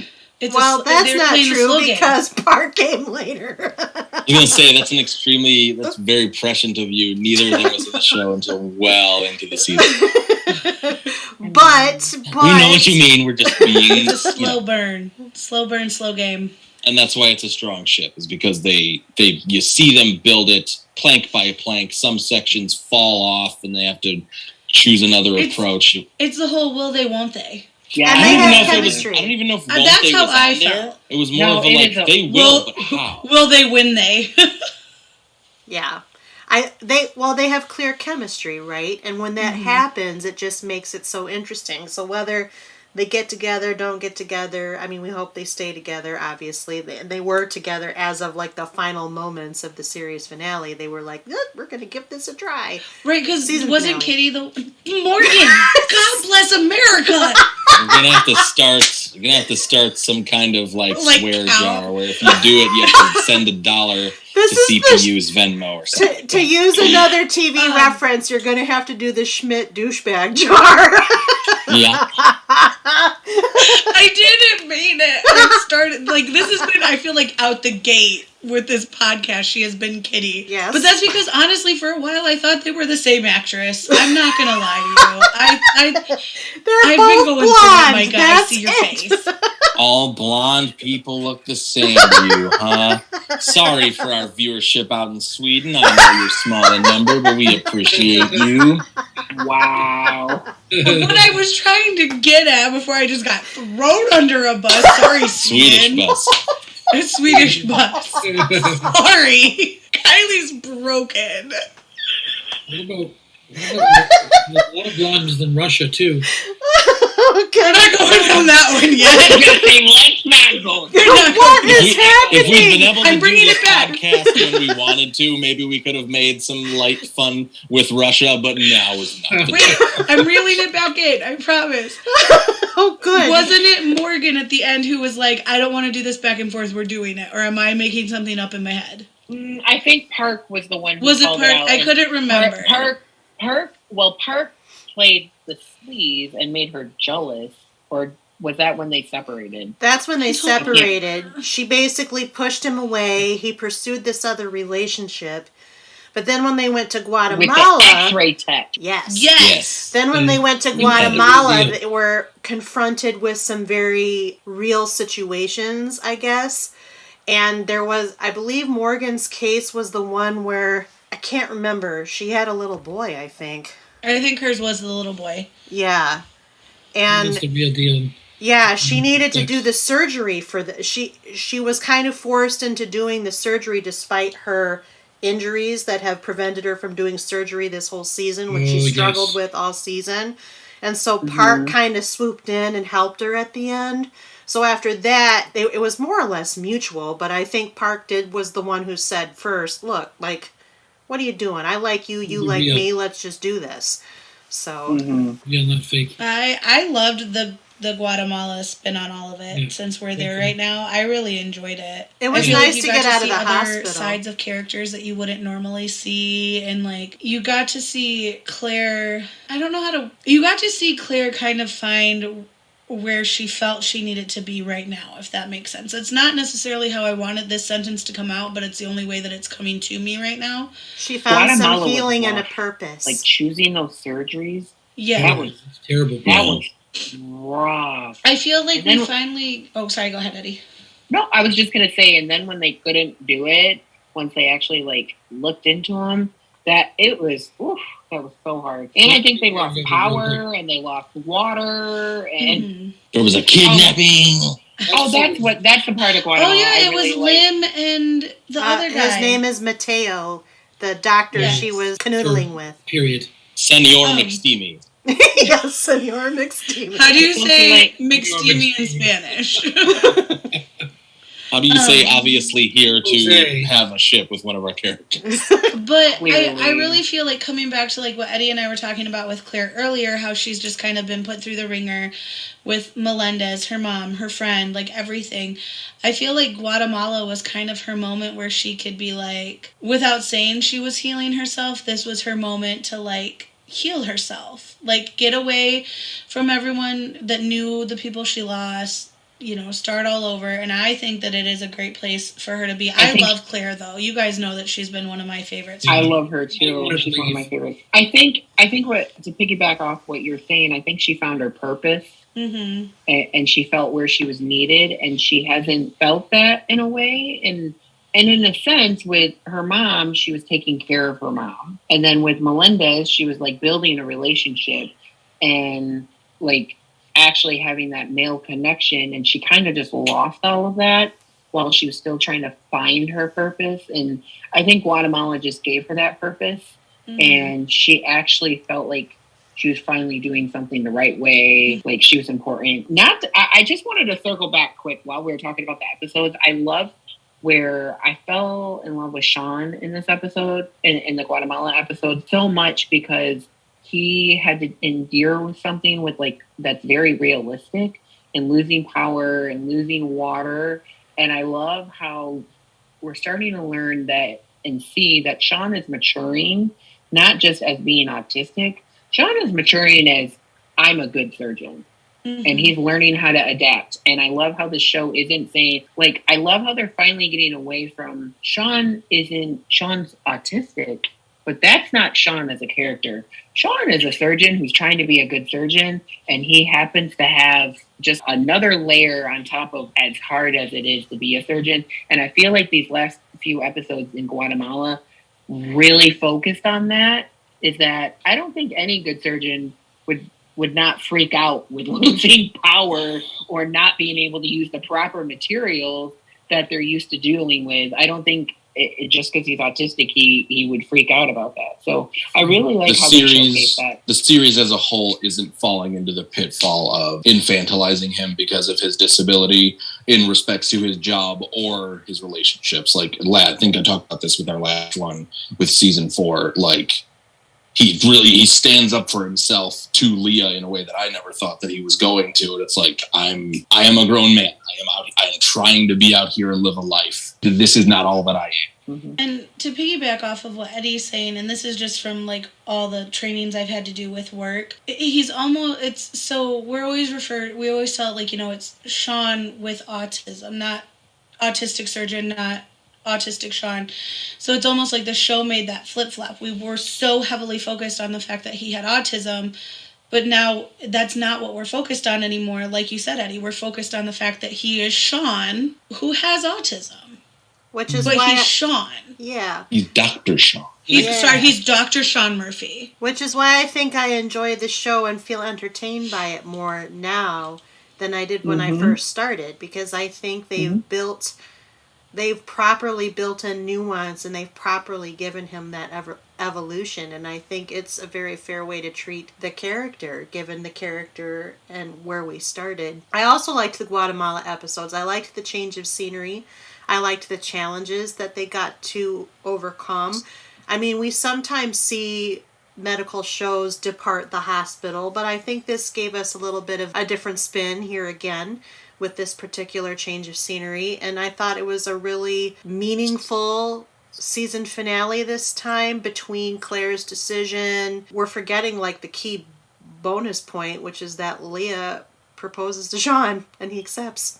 We're getting there. I was going to get there. Okay, sorry. I mean, we spent the whole podcast avoiding, Lim's entire thing, which was, she was still kind of getting back to, I don't know. It was weird with her. It seemed like she had stuff kind of like, she had PTSD from COVID-19. That's where her storyline ran, to the point that she got into a motorcycle accident. She was really not getting along with people. She was kind of hiding her pain. And to that end, I think that built more of a relationship between Lim and Claire, because Claire noticed what she was going through, having gone through something similar herself. but also because she was Lim's number 2 and spent a lot of time with her. Also, they were both grieving Melendez. Like, And they they were both both had that grieving special Melendez, relationship yep. with him. Yes. Although I still don't love that Claire was having imaginary talks with Melendez. That felt a little too echoey of Ghost Denny. Sorry. Well, Thank you! They Yeah, I do that. agree. They do that in lots of shows. It seems to be a regular thing that there's somebody that just has those visions. Leave the ghosts out of it. I was afraid it was going to turn into like she had a brain aneurysm or a brain tumor or something, and that's why she was talking to Melendez. No. See, Because that's they the do thing. stuff like that. Yeah, I'm more fine with the whole ghost throwback. Let's bring back on one of the actors who was core for this show for so long. Let's get on here for one more episode. When there's like I've been drugged, or I am dehydrated and dying in the desert, and I need to survive, and this is my will to survive manifesting in someone. I prefer when it's that rather than just like, I'm really stressed out. Hey, why are you so stressed out? What? It's you. Like, no, just try to lie to me. I know what you're doing, but like, let's try to put some. It's the whole musical episode thing. You can just do one. There's no law against it, but it's better if, like Scrubs, you're like, nah, she got an aneurysm. Everything Right. sings like cool. Or And, like with so Buffy, afraid there's a Good Doctor magical never does a spell musical and episode. concocted by a demon. Like in Buffy. Nah, they give Claire like a song every 18 episodes or something. I think that's all they're gonna force onto us, which is probably for the no best. Good Doctor musical episodes, please. I discovered through the show that Antonia, whatever her name is, she actually has a good voice, and she's done some singing as well, so she has a great voice. She does. But I agree with you, Micah. I was 100% there, and I love me some Neil Melendez. Like, he, for me, was hashtag the hottie quotient on this show, which is always very important to my life. And now there's no suitable hotness replacement for my tastes. Right? Enrique did not fit the bill. I hope they find somebody else. I mean, he was good for a one-night stand, but he can't. There's no He was relationship nice to look there. at for a second, but then He you was know. on for Especially more when than he got. one I do have night. to say, once he got his haircut, I was like, okay, I can. He I can do was so on for more than one night. He was basically friends with benefits. So He also, I don't think he was never meant to be like a Neil contemporary. He was definitely an attempt at new Jared, and I guess they are just New like, Jared. we don't want Jared. Like, this is twice now that we've like, Jared? Nah, no Jared. And then they kill Jared. Remind me who's Jared? he was in the first season, and then he left. Not our Jared. I know. who he is. Wow. In season 1, he was the other intern that eventually got fired and left. Because he punched the dude who had sexually harassed Claire. Yeah. Or he shoved him or something. He was good looking too. He was pretty good looking. He went on to be on a different show, which escapes He me had now. to. Was He's it the one that had to 100? do- Because he had to do the community service with Sean. Remember? He Oh, did. he was the one in the tent who broke his contract. He was. Yeah. Well, yeah, those were his last 2 episodes. Was like him My- and Sean on that buddy adventure, Listen, and that was great. y'all. And I loved that. I was like, if you'd written him like this the whole time, we probably could keep him on the show. When you Yeah, take care I don't know if of the infants 100 for a came living, your first. brain turns to mush. I don't know if the 100 came first or not. I feel like I have no sense in my life of when the 100 happened. I just know that it did, and that I have watched it, but not at the same time. this harkens back to an earlier mention, and we've come full circle. Hey, For those of you who stuck it around and had that one little pin tied to your board, you may now complete the link. That's it. That's the whole mystery. That's the panel that Really Mike is going to be on. Couple Good job. of things towards the end. Couple of things. One thing is that I think it deserves talking about just a little bit. Andrews and the nurse thing that, like he gave up his ring, but I thought he would potentially they were going to end up like a thing. Maybe the nurse in Guatemala that they were kind of flirting, and he was kind of deciding what he wanted to do with his marriage, kind of thing, and so that kind of dropped off. I think maybe he decided he loved his wife more and wanted to give it a shot, but that was an interesting portion there because the nurse seemed really nice, and I liked the possibility, but that didn't work out. Here's my question about that, because you don't do things like this on a whim. Like, his wife has been a non-entity in the show for a long time, as was, I think her name was Aoki, and the girlfriend of Melendez, who was the friend of Glassie's daughter. They were here, and now they're gone. They could have had a bigger role, but they did not. So I'm like, the only reason I can think of that they would go this far to divorce Andrews from his wife who isn't on the show, who we don't deal with at all, is if they have ship plans. And I want to know what those are. Is it with somebody who's already on the show? Are they going to have that nurse transfer to St. Bonaventure? Are we going to get a new character? He's going to they're setting him up for a ship, guaranteed. I really hope that we learn that Andrews actually had issues with his wife during COVID, because he had to stay in the garage a lot. Mm-hmm. And the only time we got any acknowledgement of what she might actually look like was there was a picture of her in the garage that he would look at, and he looked at it and he put down. And I swear she was on an episode. It was weird. I swear she was on one like early seasons.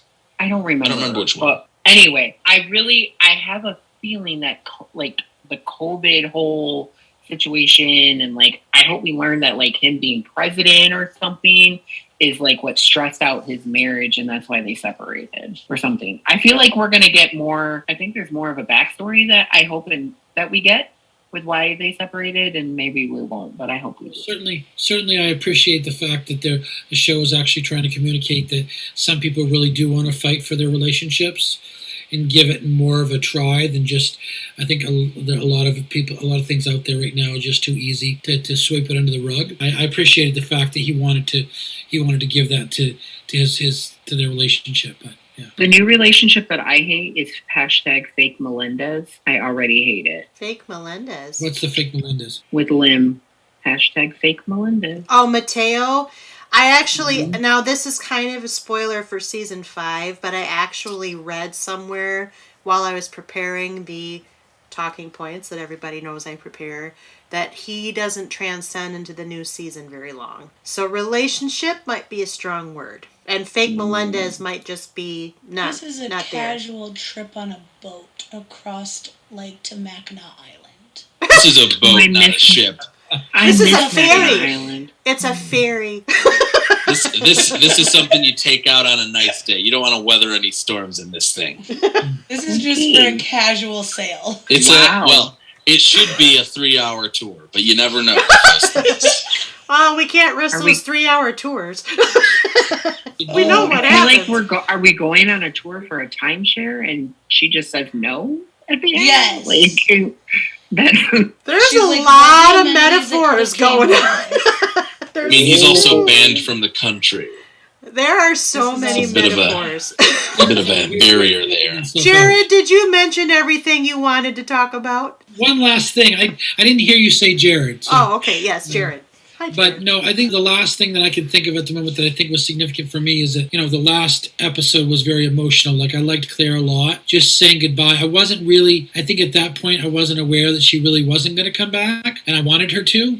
And so I was very, very disappointed that she actually was not going to be coming back. And then just saying goodbye, and the relationship that she had with Sean is no longer going to be there anymore, which I always loved that. And then that was emotional for me. And then the cherry on top of the cake was when Sean and Leah finally decided, they're going to do this, and Leah proposes to him.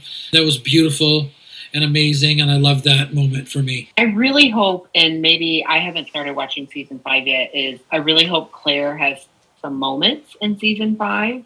And I really hope there was Sean, because they're about to plan a wedding, and somebody who's currently planning a wedding, and it is hard. So I really hope that she comes into some aspects of like calming Sean down. To ground him. I would love to see like we didn't know, this is foreshadowing in my own thoughts, have not watched any of the new season. But like I just want there to be like a frantic Sean, and then we just hear her voice. And he especially at the wedding. Y'all are giving Sean way too much credit. Like, it's not up to Claire. If this man is stressed out about something that is largely in our society viewed as a girl event, he is going to find her. He'll fly down there if he has to. 3 hours on a plane and a bus just to be like, which chairs? She keeps asking me about the chairs. What chair? I don't like how the napkins feel. Now it's about Leah. Oh, God. Leah's the one now. They need to focus on Leah, but I miss Claire. I hope to God he doesn't try to ask Carly. I love her, and she's a great character, but that's That ship burned too much for it to sail again. I don't think. No that further relationship spoilers for sunk season deeper 5. than the Titanic. Yeah, no further spoilers for season 5 for those who might have watched some of it. 'Cause I we- have watched this much. I have not watched it. It's all I haven't watched conjecture. any. In terms of, we I were know. talking a little bit about like replacement Melendez. We were speaking more in terms of like for the Lim ship. I think in terms of on the team, Andrews is the new Melendez. I definitely love his character a lot more after he stopped being president. Like Surgeon Andrews is fun, and I don't know. I vibe with him a lot, especially as a mentor for a lot of the team. So I think I don't necessarily anticipate. Once again, haven't watched it yet, but now I can start. Now I can start season 5 because we finally did this podcast. I don't anticipate them bringing on another senior staff person to try and be the new Melendez or fill the role that he has on that team. They could, but I don't know. I feel like their ensemble is like decent right now. We don't necessarily need a big addition. Yeah, Andrews changed dramatically. He went from being a very grumpy, unhappy type of person to me to being a very, very patient. I find him very patient most of the time, which is great. What's But the is it difference? because he's now going through the divorce and he's finally like let go of that stress? See, we don't know. This is why we need to know. I want to Could know be, what but happened. he also, like, you're describing pretty accurately what I would say the difference is between someone who is career-oriented in terms of their track and their accomplishments rather than work-oriented. After he gives up the presidency, he just gets back into what he was doing in the hospitals in the first place, was being a surgeon and saving lives and getting to get attached to his surgery team because they're not just members of a department that he hopes to run one day from afar. And maybe that's what played into the divorce as well. Maybe the ambitious, the Morgan Andrews was the one that worked in that marriage, and maybe now that he's getting a little more Claire, that it doesn't. Inside of you are 2 medical residents. And I have to say that I really loved the role that he played in with his niece, even though she ended up, going off the show, his niece being one of the interns and having to leave. I did like the relationship. He tried to keep his distance, but also gave her encouragement. I felt really bad. I really didn't want to lose her. I liked her, his niece, but I liked his love for her. I liked the fact that he wanted to try to help her without crossing any boundaries. I liked that. Couple things there. I also appreciated the Olivia Andrews dynamic. Ultimately, he's the reason why she leaves, because he recognizes that she enters the medical field to want to be like him when it's actually not something that she truly wants to do or feels comfortable doing. And the fact that he recognizes that in the end and kind of gives her that push with what he does is really sweet. But I don't think that he is the new Melendez. I think he's just the new Andrews. I think everything you're saying is true. I don't think he fills the Melendez quotient, though. I think what he does, because there's still those times when he pushes back in a very real way about stuff that is happening in the OR, around the OR. He's still ultimately at the core, the Marcus Andrews that we met. However, he's evolving like so many of the other characters, and that includes sort of letting go of that ambition, gives him more of the freedom to find the love he had for the job, which is what you were talking about, Micah.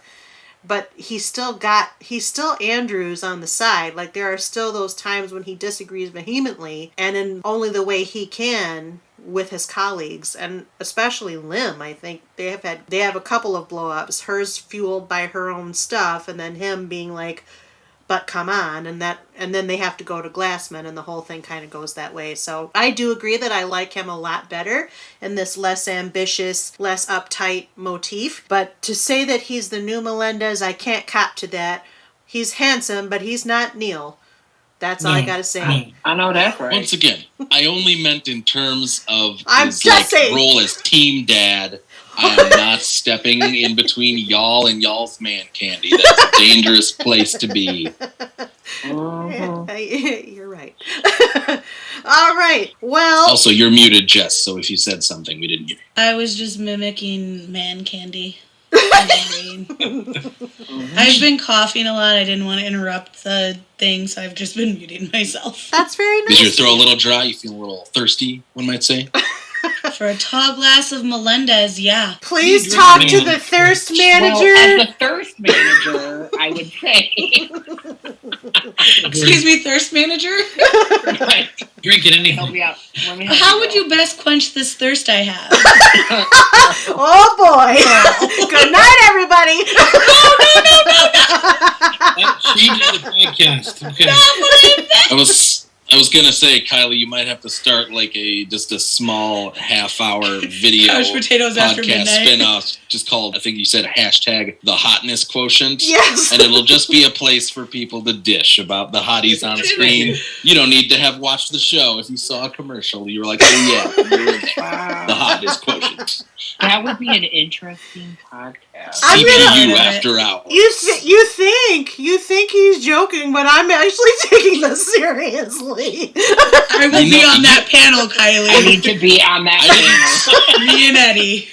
I didn't do any of the podcasts with a few for the originals, but I just know that Kylie would enjoy a nice 30 minutes to gush about Elijah. Elijah! It's like we're not even that close. Oh, R.I.P. R.I.P. Luke Perry. R.I.P. Luke Perry. Rest in Perry. On objectifying me. Can we talk about Merlin from Once Upon a Time? I You talk about Hook know. For from you, Once Upon a Eddie, we'll have to, because that's what we love. He was all Put out about the feelers Merlin, for the not rest of your Hook. panels. And people might need the hottest quotient. That's right. Spin-off ideas coming. Hashtag TM. Don't take it from us. I'll come after you. Okay, we got to wrap up The Good Doctor Season 4 somehow. So I got to cover a few things with you. First of all, we're in our last catching up episode, so now I got to ask you to rank the seasons. 1, 2, 3, 4. Which do you like the best? Which do you like the least? And go. Also, if it helps you, start with Season 3 versus Season 4, because to me they're kind of similar, but They're very similar. they had Very some similar. very dramatic differences, too. I honestly think for me it's 4 and 3 are kind of like, and then 2 and 1. Like 1 I was like, 2 I was like, maybe. 3 I was like, okay. And then 4 like, yeah, so I'm just 4, 3, 2, 1. I'm on board for all of them. None of these seasons, we talked about in our first podcast of this why, some of the pitfalls in season 1, and it's just kind of first season jitters in general. So this ranking isn't saying that I don't like 1, but I would say it's probably 3, 4, 2, 1, which is Like, good. there's It's not, good that like, the a show is getting horrible better. season. I frankly don't know how to order them. They're all good to me. So So it's a I feel like four-way I tie. season. It's a four-way tie, It's all Jerry. good.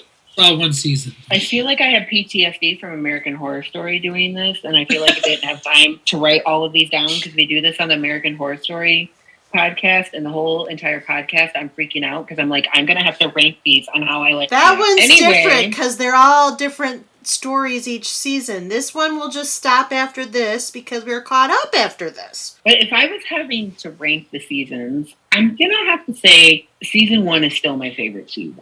Only because it's the backbone of the series. And then I would have to go to season 4 because what I loved about season 1 made me hate season 2 because they kept pushing and pushing and pushing this whole autistic thing. And then I feel like season 3, like you said, and season 4 were kind of the same. However, season 3 really made me fall in love with Leah. I never was a really big fan of Leah. She was there. I loved her interactions with Sean, but season 3 really made me fall in love with Leah. So if I had to rank them, it would be 1, 4, 3, and then 2. I was in love with Leah from the beginning. Same. She just grew and grew. I loved Leah as a character, and I knew she needed to be there, but I fell in love with her as a whole in season 3. Just I think I really loved the fact when she got jealous that he was dating somebody else, that it was very real, very natural, and then she just realized I actually have loved this man from the get-go. What am I doing? There we go. I agree. It humanized her. Yes, I think that's what season 3 did, and season 3 did it in a way where, for me, watching, I don't think I would have liked Leah after that. And I think they did what they needed to do. They're like, we really need to give this person a moment because she's very important to the show and for the direction that we're going. And season 3 did that for me.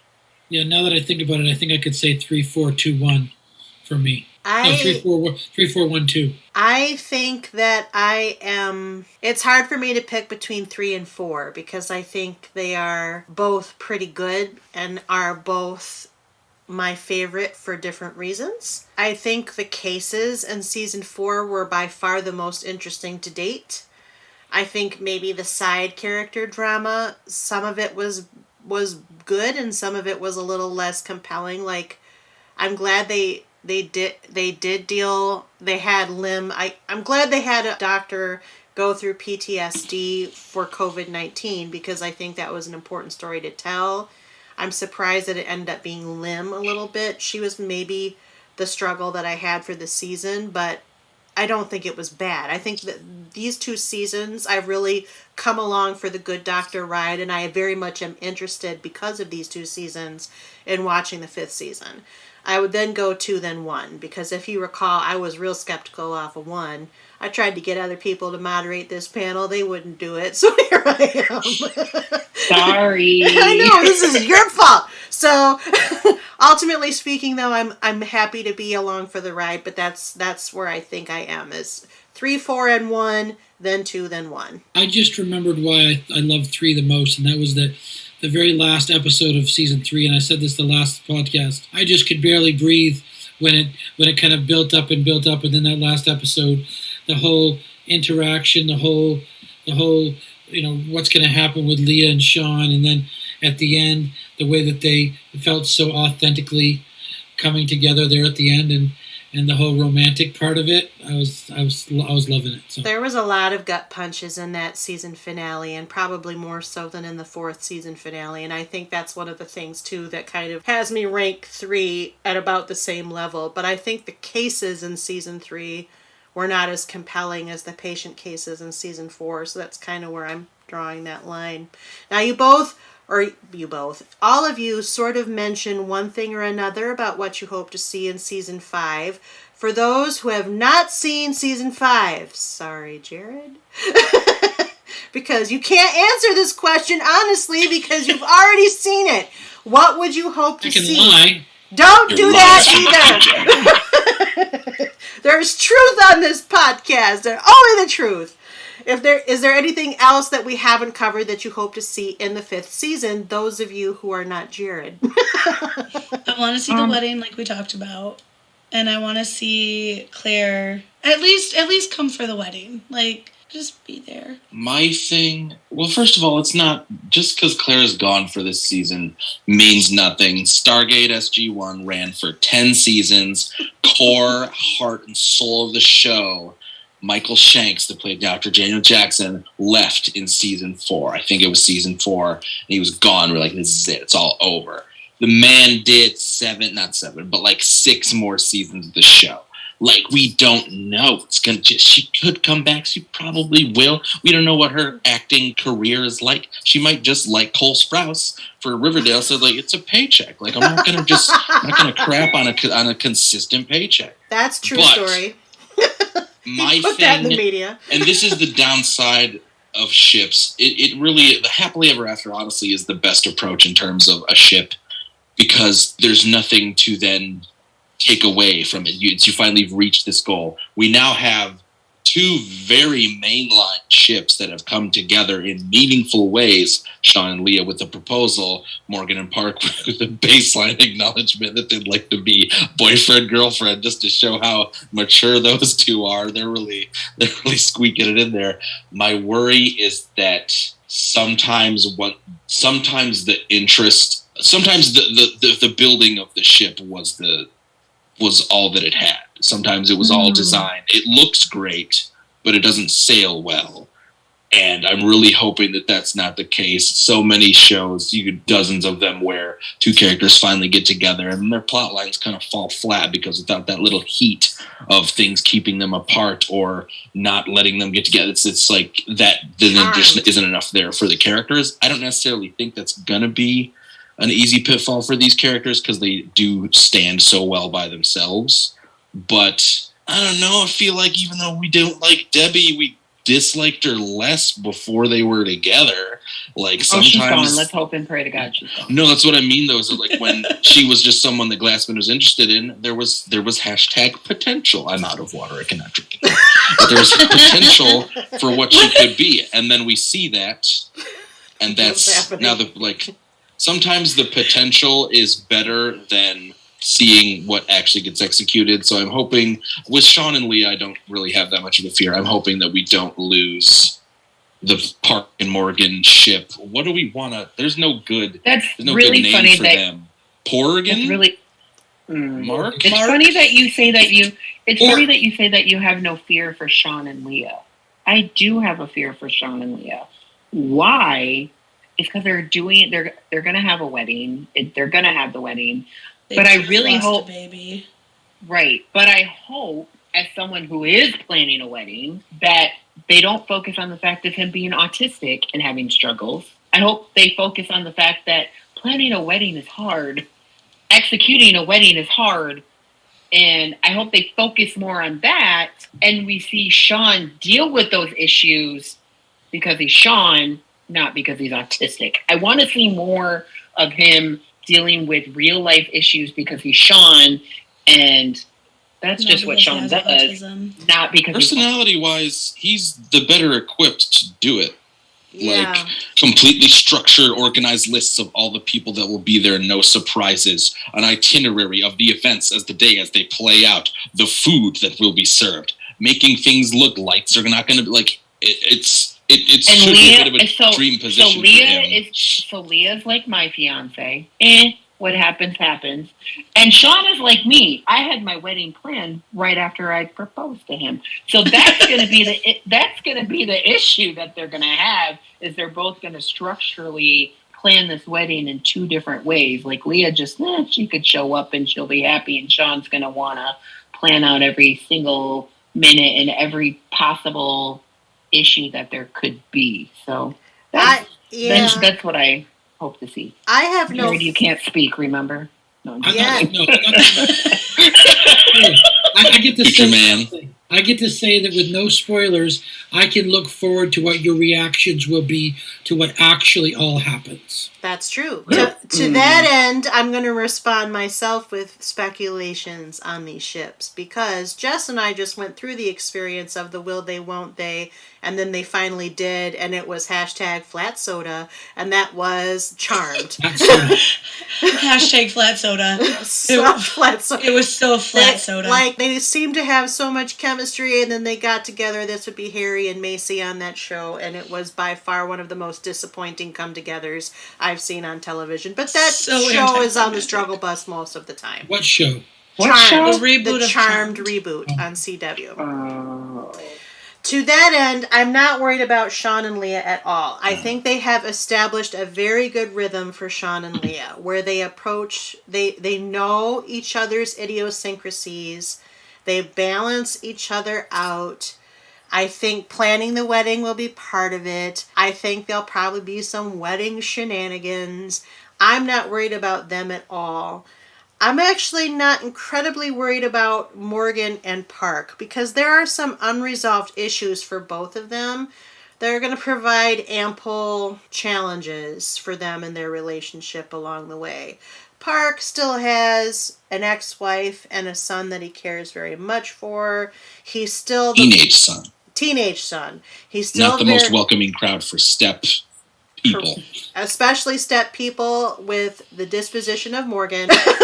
And then you've got the whole situation where Park is very by the book, but also extremely competitive.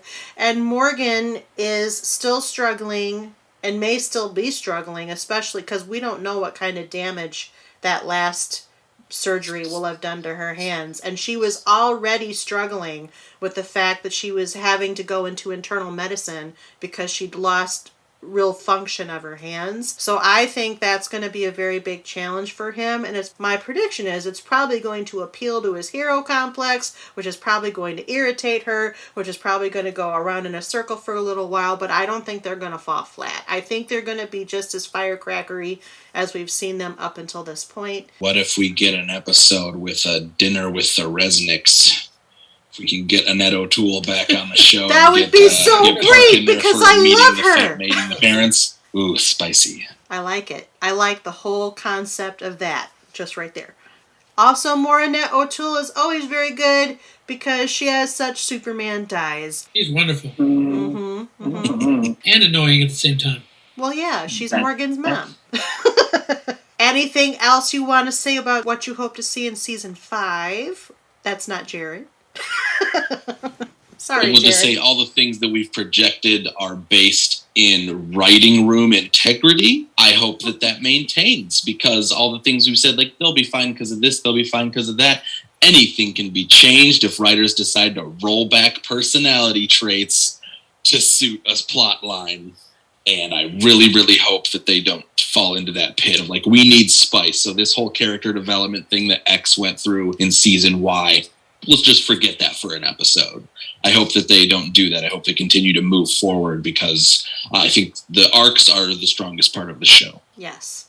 When we're involved in the characters' lives, that's the best part of the show. Definitely. So, I already know the answer for Jared is yes, but I have to ask these questions. Are you gonna keep watching? Yes. Yeah. Yes. Yes.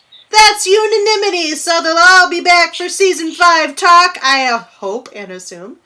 And now, would you recommend The Good Doctor after season 4? Why or why not? Yes. I would recommend The Good Doctor. Sorry, Jess. No, you're fine. It just tugs on your heartstrings. I would definitely recommend The Good Doctor, especially after this season, because a lot of my friends, as we know, a lot of them are medical, and we're dealing with this pandemic still.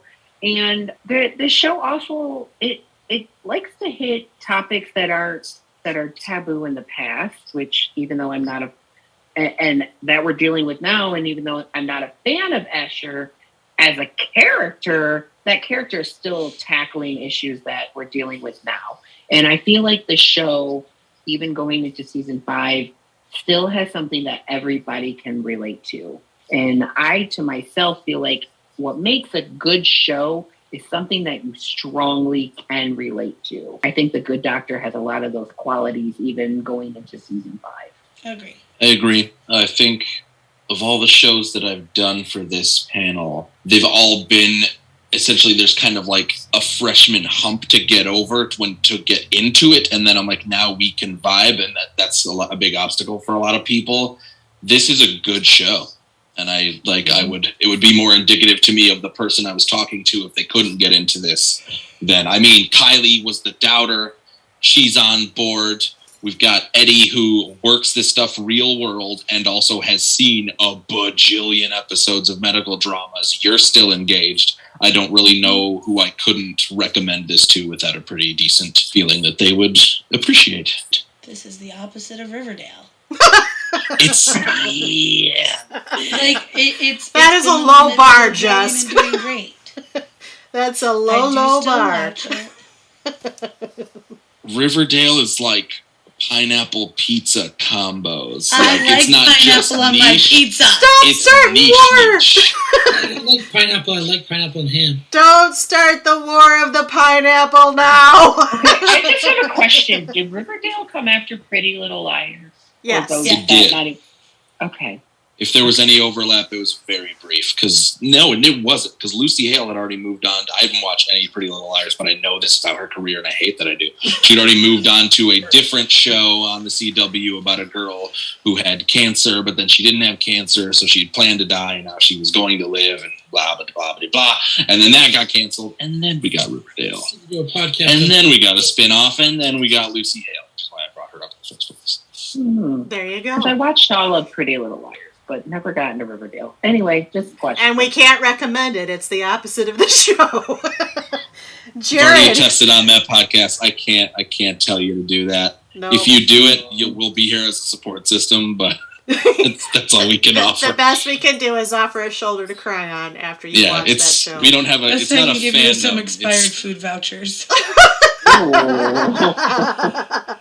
Wow. The metaphor game is strong tonight. Very strong. Jared, I want you to talk on this one. Would you recommend The Good Doctor? I would, yep, sure. He's a good doctor. It's a good show. Why not? Okay. I'm going to watch the newest one when I get off this podcast. So there you go. Ooh. Jared is current. Right, future man. Yeah. Future man. Hashtag future man. You win.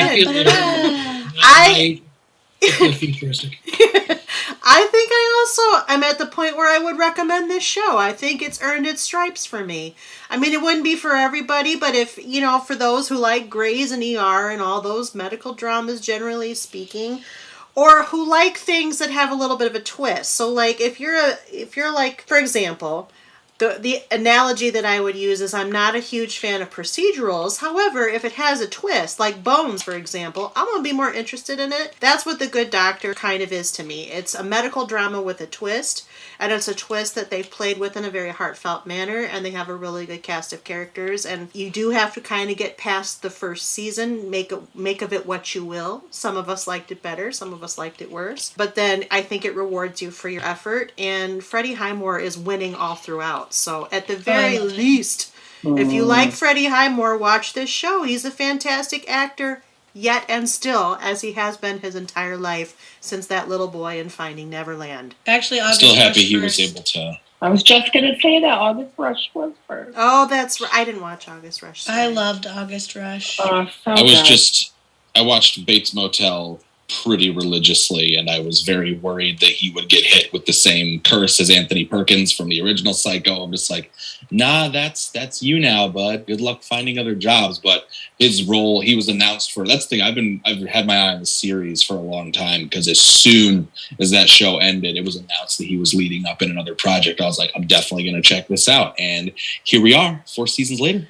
That's However, right. he was phenomenal in Finding Neverland. That is He was. one of my favorite movies. He was brilliant. At this time, Good Doctor panel, is there anything else you'd like to say about season 4 or what you hope to see in season 5? I think my energy has covered a lot of it tonight, so I'm good. I think all your all's energies covered it a lot. You all had We've some successfully energy. exited the That's- crunchy spiral. I think you We did. may now return to our regularly scheduled For no regular spiral. Non-crunchy spirals. That sounds like a personal issue. And we are trying to wrap up this podcast, so what I'd like to do in effort to do that is thank Jessica and Jared and Eddie and Micah for joining me to catch up on The Good Doctor. Guess what? We are officially caught up at this point.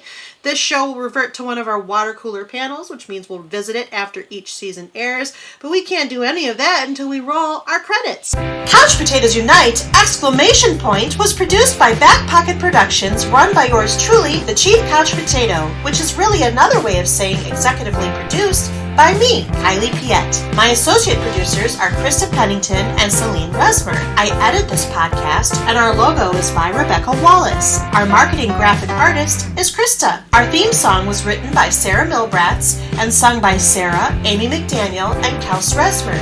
Kels played the keyboard, Ian McDonough played the bass, Christian Somerville played the guitar, and the whole shebang was engineered by Kyle Aspinall and Christian. We hail from Grand Rapids, Michigan. Please, if you like what you hear, take the time to rate us, give us stars, provide comments, or review us wherever you get your podcasts. Apple, Stitcher, Spotify, iHeartRadio, CastBox, and Amazon are just a few of the places you can find us, but we're also on YouTube. We have our website. Otherwise, feel free to tell us how we're doing, what we should add, subtract, keep, or toss. You know how it goes.